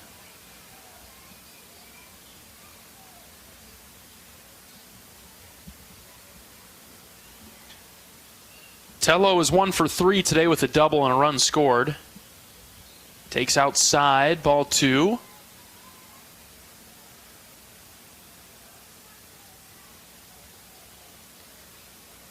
Hey, Purdue's just done a really nice job limiting free bases, making Iowa string together hits, and unfortunately Iowa hasn't been able to do it today. Raider slaps this foul over to the right, 2-2. Yeah, a lot of zeros on that top line of the scoreboard out there, John. Well, and you see there aren't any straight lines on the Purdue side. When they've scored, it's been the multiple run inning. Cook ready with the 2-2. Here it is. Raiders shoots it into center field right to the outfielder. He's out number 2. Yeah, interesting now with the right-handers. Kornblum is much more in a traditional position. You know, he's not shifted through every other at bat. That ball's not right at him. But now all of a sudden they're going to go massive shift here on Moore. They get shifted late. Reese takes strike 1 outside. Oh, man. I don't know where this came from. Three infielders to the right of second base for Purdue against Moore. He takes outside strike 2. This is where, and I saw Payson Williams did this a couple years ago, where just would drop down a bunt there every once in a while. Just, fine, you want to shift? I'll take the base hit. 0-2. Moore takes low and in, ball 1. That's pretty good discipline there after the 2 pitches that have been called strikes and take that one. I mean, it's not a strike, but neither of the first 2. Yeah, exactly. 1 ball, 2 strikes, bases empty, 2 outs for Moore. Pitch from Cook. Called third strike. Low outside corner. And Moore is down on strikes. That'll do it for the top of the 8th. The Hawks get a couple. It's 10-3 Purdue. Back after this, it's Iowa baseball from Learfield.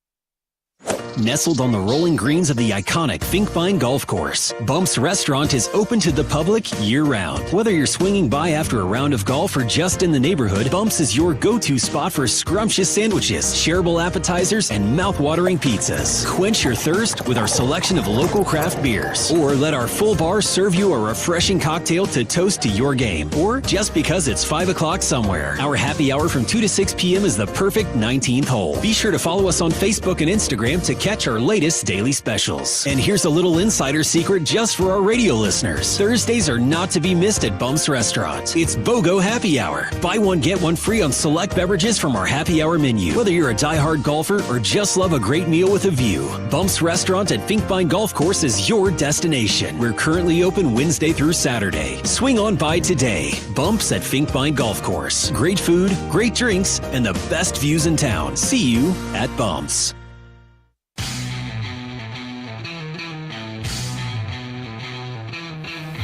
Oak Knoll's mission is to provide exceptional retirement living and health services through Life Care, a not-for-profit life plan community serving the Iowa City community for 57 years. Oak Knoll is conveniently located near University of Iowa hospitals and clinics, Kinnick Stadium, Carver Hawkeye Arena, and downtown Iowa City. A proud sponsor of Hawkeye Athletics. Visit oakknoll.com to learn more. 10-3 Purdue in the bottom of the 8th. Justin Hackett out for another inning.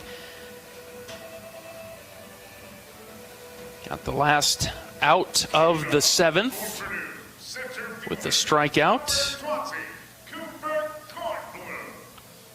Kornblum will lead things off for the Boilers. Hackett, the right-hander, out of the windup. He is ready. Here's the first pitch. In there for a strike. Hackett transferred in from TCU, but an Iowa kid. Played at Winterset. 0-1 delivery. In the air, down the line and right. Nelson moving over, and he's still running, and he's got it for out number 1.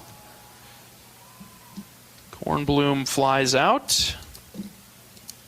Cade Obermuller gets the start for Iowa tomorrow. Hawks will likely have their added pressure if they can't put together a huge rally in the 9th.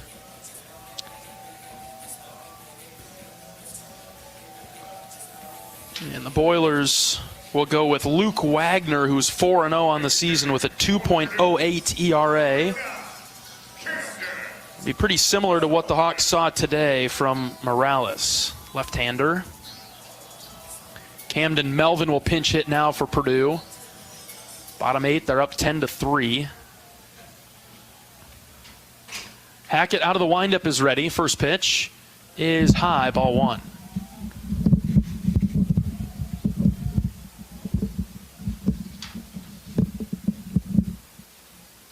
Melvin appearing in his 14th game. He is 1 for 11 on the season. Slaps it foul over to the left.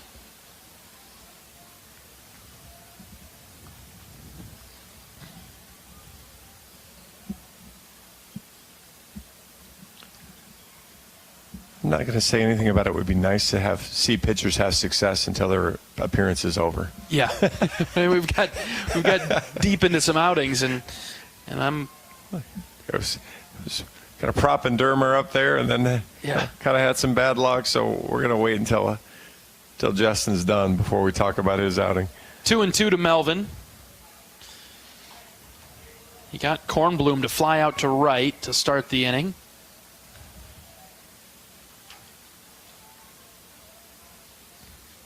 Count even at 2. The pitch, swing and a miss. Hackett gets Melvin for out number 2. Good pitch there, breaking ball down below the zone, got a chase. Number 3, Joe Stevens.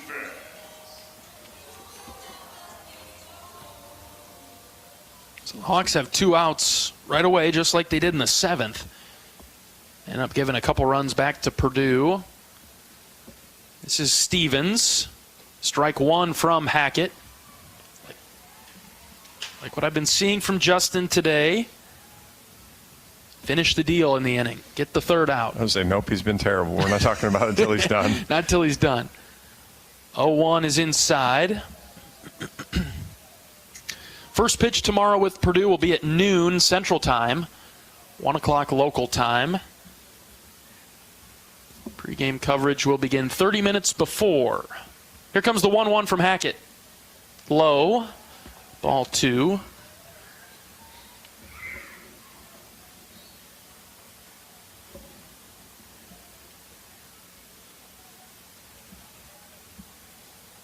Hucksdorf, Kopp, and Seegers to the plate for Iowa in the 9th.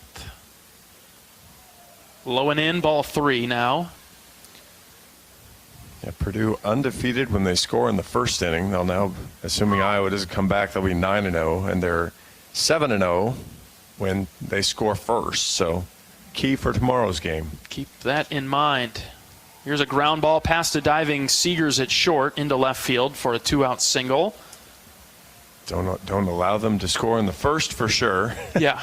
And try not to allow them to score first. Get on the board before them.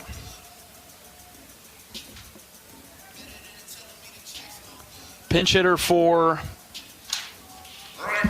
Purdue now. Weston Gingrich.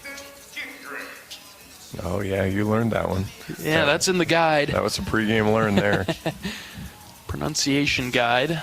Looks like it would be Gingrich. I was told it was going to be Gingrich until I referred to the pronunciation guide.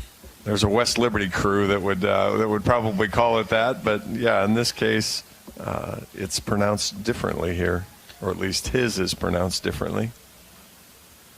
Just his 8th at-bat of the season. Skinny left-handed hitter. Takes inside from Hackett. Count is 1-1.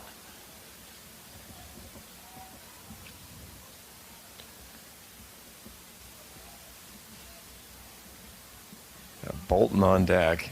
He already has the tied the end of the season high runs scored for Purdue in a game with 4. Mm-hmm.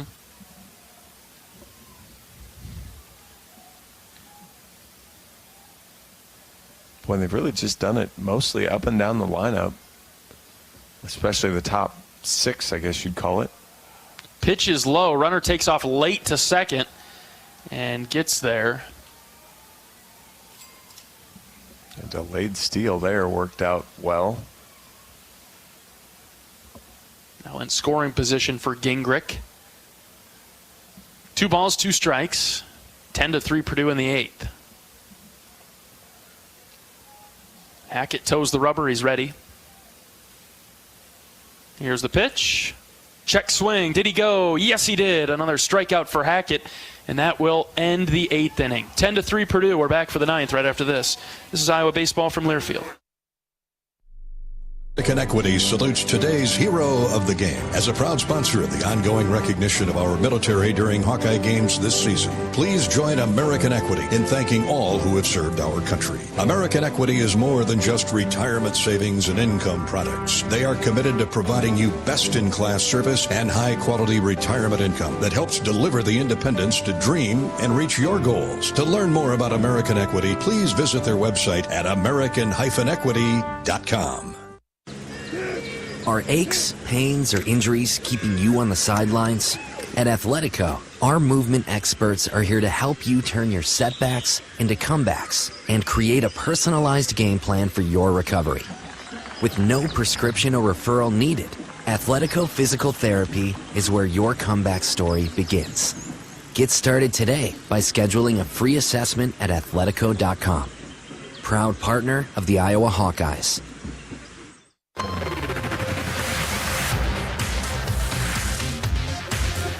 Feel the excitement as NASCAR returns to the Iowa Speedway with Powerball and the Iowa Lottery. Add the double play bonus to your Powerball ticket for your chance to win exclusive NASCAR prizes. See complete rules and details at ialottery.com/VIP. 10-3 Purdue in the ninth. Last chance for the Hawks. Kyle Huckstorf will lead things off. Kyle today is 1 for 3. Singled his first time up in the second, grounded out and struck out his last 2 times up. The 7 innings pitched from Morales ties a Purdue season high, as he also threw 7 innings against East Carolina. It's just an outstanding outing from him. 117 pitches. Kyle takes inside for ball 1. It's about the 3rd or 4th time we've had to tip our cap to an opposing pitcher.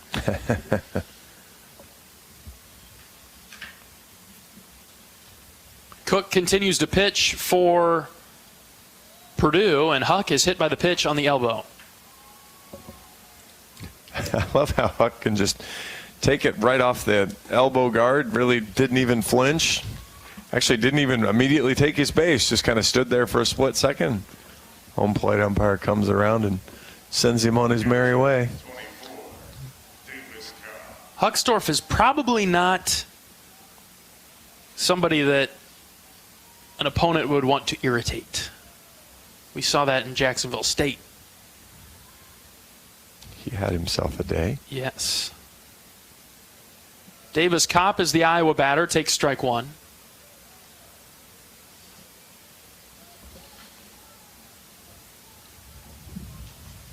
Kopp with a couple of hits this afternoon. He has a third of Iowa's. 0-1 pitch, up and in, ball 1. Yeah, kind of like we talked about, just keep stringing the game out here a little bit. You might not score the touchdown to tie, but kick a field goal. Yeah, nobody out and a runner at first. Kopp takes high and out, ball 2 rather.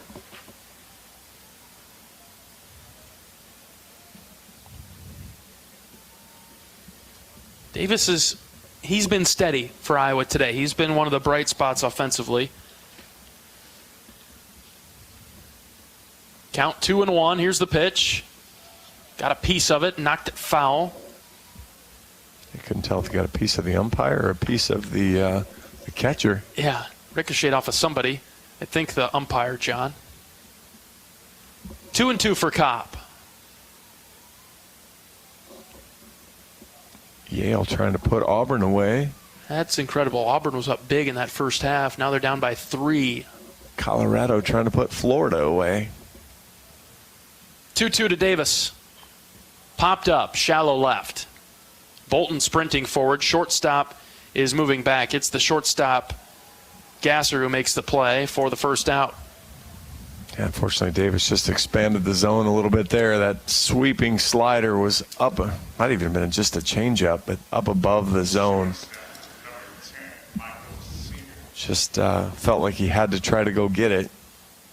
See if the Hawks can keep extending the game here a bit longer. Michael Seegers comes up for Iowa, 0 for 3 today.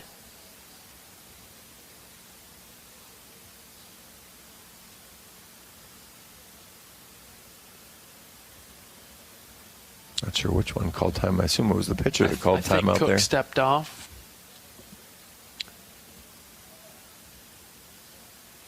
First pitch to Michael is outside for a ball. Cook was begging for that to be called a strike. Don't really see Huck running in this situation. There's no gain in it.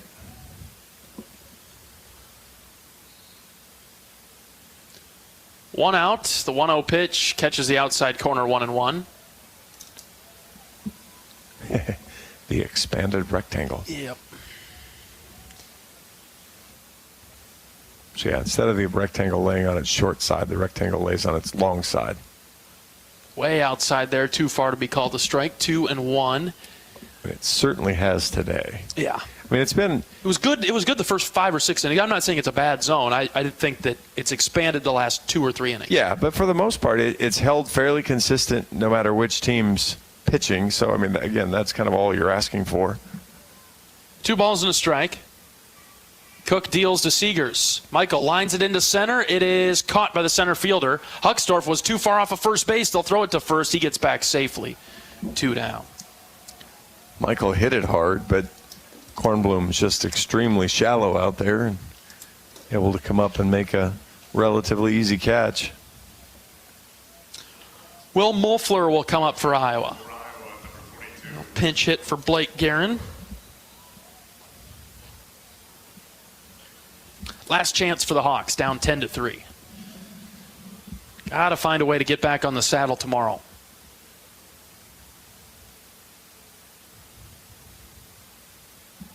Ball 1 to Will. Well, the good news is you have to. The game's going to start tomorrow, and I don't think we're going to get rained out. We'll battle some cold maybe, but you're going to need to be ready to go. And Hawks are going to need a great start out of Cade Obermueller, and that's a cross for a strike. And you're going to need bats to be more consistent. Hawks have scored in 8 innings a couple times this year, hanging up a single and then 2 in the 8th isn't going to get it done in a lot of Big Ten games. 1-1 delivery is low and out. If you were a coach, John, what would your message be after a game like today? Well, it's funny because, we've heard kind of all 20 messages, and so, we've swing and a miss there as he kind of got crossed up. We've seen Coach Heller be good cop, and we've seen Coach Heller be bad cop, and I guess you've got to decide whether you think it was lack of effort or focus or whether you just got beat. Yeah.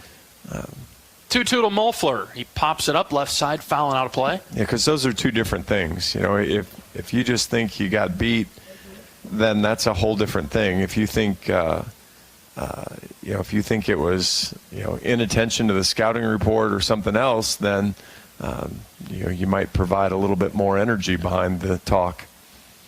2-2 on its way home. Grounded foul to the left side.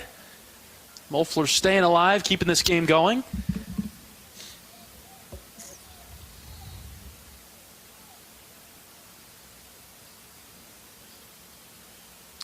It's the 4 errors that really stand out today. That's the mystery. That's something we haven't seen Iowa do. Pitch to Muffler, hits it down the line in left. It is foul.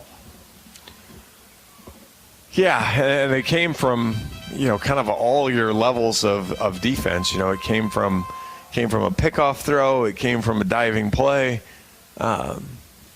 It came from a ground ball up the middle. That Purdue forced you into another error.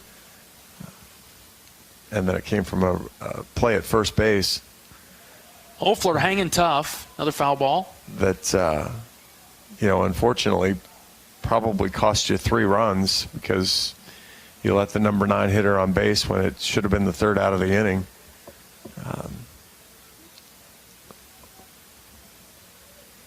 Another 2-2 to Muffler. Runner takes off. Pitches outside. Huckstorf with a easy stolen bag.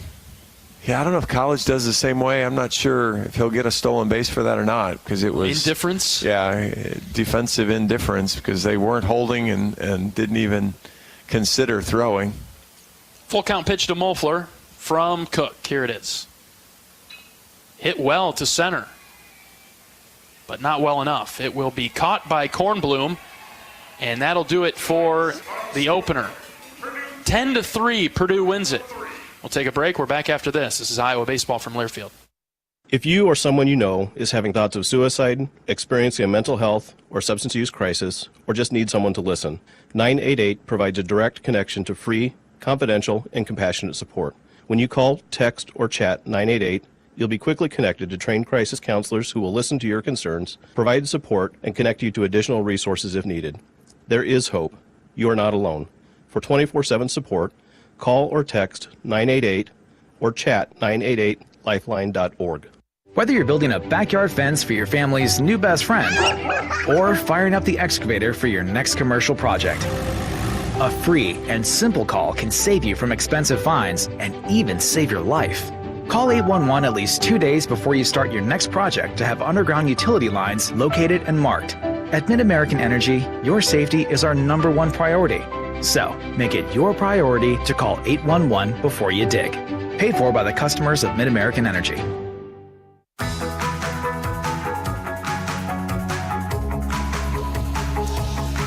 Purdue takes game 1 of the series this weekend, 10-3 over Iowa. The Boilermakers jumped on the board first, scoring 3 in the first inning and never looked back. John, your instant reaction?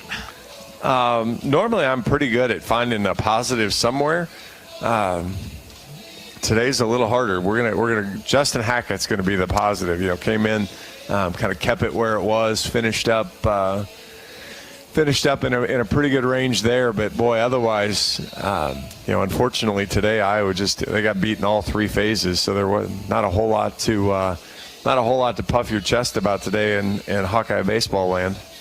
What do you suspect it's going to take tomorrow? I mean, thankfully the games start 0-0 because there's nothing to remember from this one. Well, it's just, and that's it. It's the Ted Lasso. It's the goldfish memory. You can't worry about it. You whether you lost this game 106-2 or whether you lost it 1-0, it's still a loss, and so you figure out what kind of went sideways and try to eliminate improve the controllables, and the things that were out of your control, just, hey, wash them away and move on.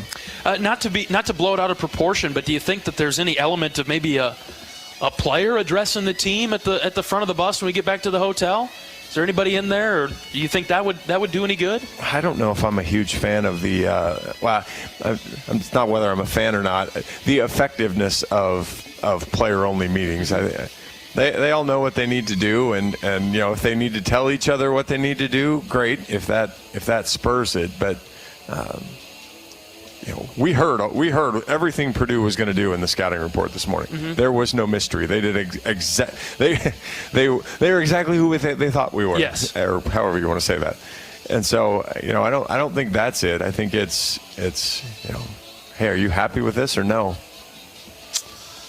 10-3, Purdue knocks off Iowa in the opener. And we'll have game 2 tomorrow. Cade Obermuller getting the start.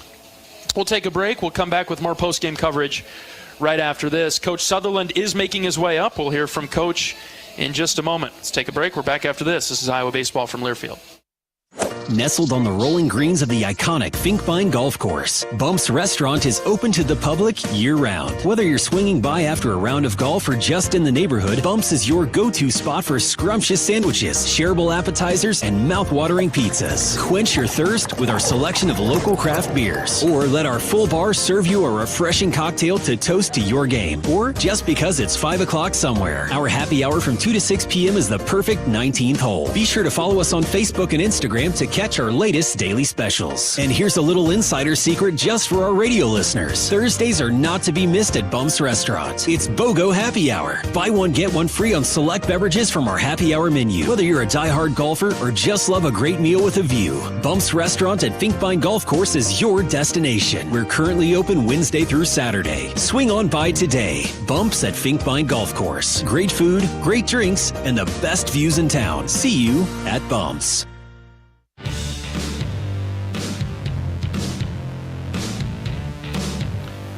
Iowa falls to Purdue today 10-3. Look to get right tomorrow with Cade Obermuller starting for the Hawkeyes on Saturday. Let's pause 10 seconds for station identification. This is Iowa Hawkeye Baseball.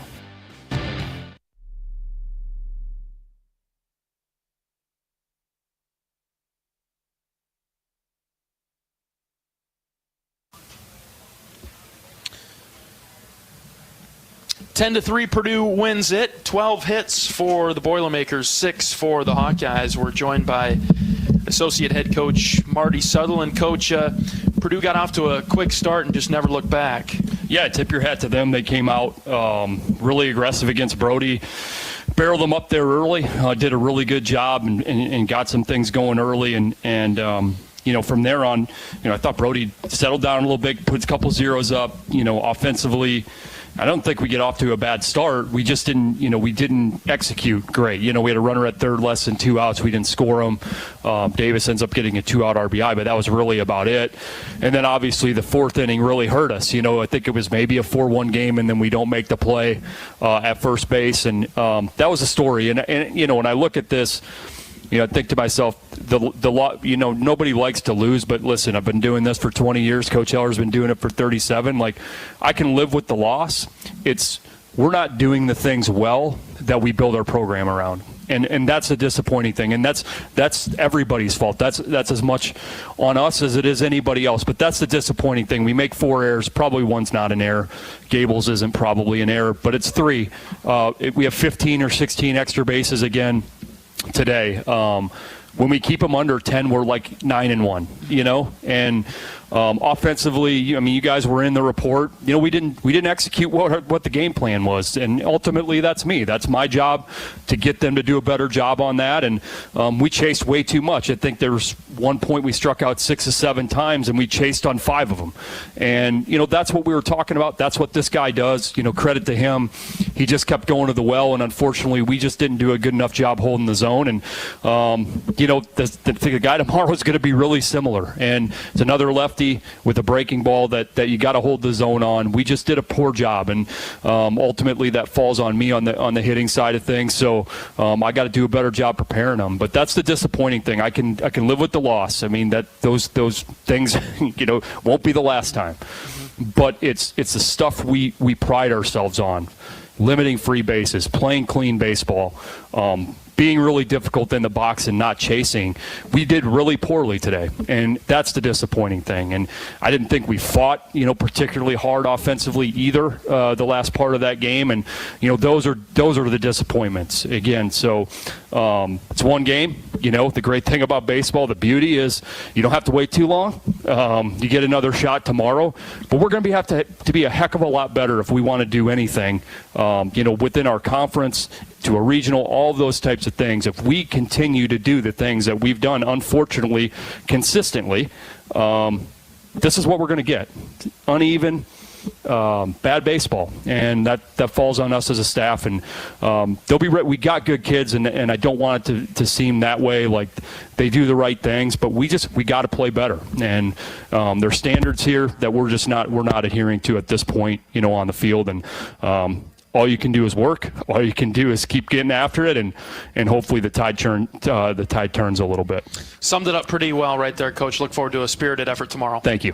Associate Head Coach Marty Sutherland on our post-game show from Alexander Field in West Lafayette. We're back after this. This is Hawkeye Baseball from Learfield.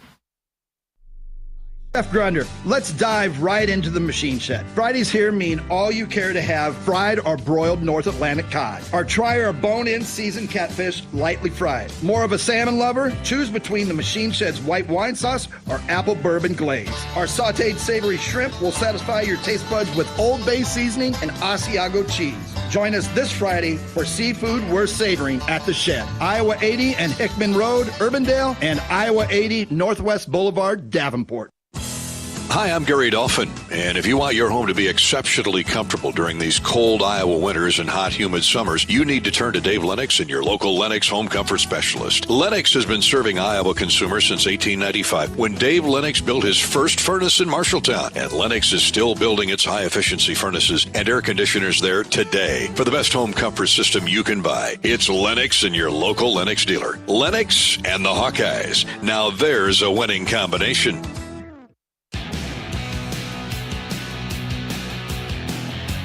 Purdue wins the opener of the series 10-3. We'll be back tomorrow with pregame coverage beginning at 11:30. First pitch at noon against these same Purdue Boilermakers. Try to even the series. Kate Obermueller gets the start for the Hawkeyes.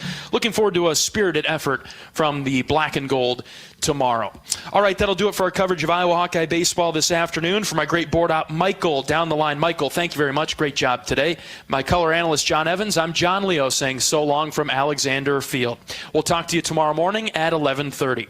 Every day is a great day to be a Hawkeye, but some are better than others. So long, everybody. Hawkeye Baseball has been brought to you by Hy-Vee. Score big savings with the new Hy-Vee Perks membership. University of Iowa Healthcare. Changing medicine, changing lives. Oak Knoll Retirement Community. Homewood Suites and Home 2. Hawk fans, experience your home away from home at Coralville's finest all-suite hotels. Iowa Corn. You might think Iowa just grows corn, but the truth is, corn grows Iowa. Brought to you by Iowa's corn farmers of the Iowa Corn Growers Association and the Iowa Corn Promotion Board. Also brought to you by Mediacom, home of extreme and 1 gig internet speeds. Wimmer's Meats, the official hot dog of the Hawkeyes. Travel Leaders, Destinations Unlimited, the official travel partner of the Hawkeyes. And by Bud & Mary's. There's no THC cap on Iowa medical cannabis, and getting a card is fast and easy online. Get your medical card today. Visit budmary.com. The preceding has been a Learfield presentation on the Hawkeye Sports Network.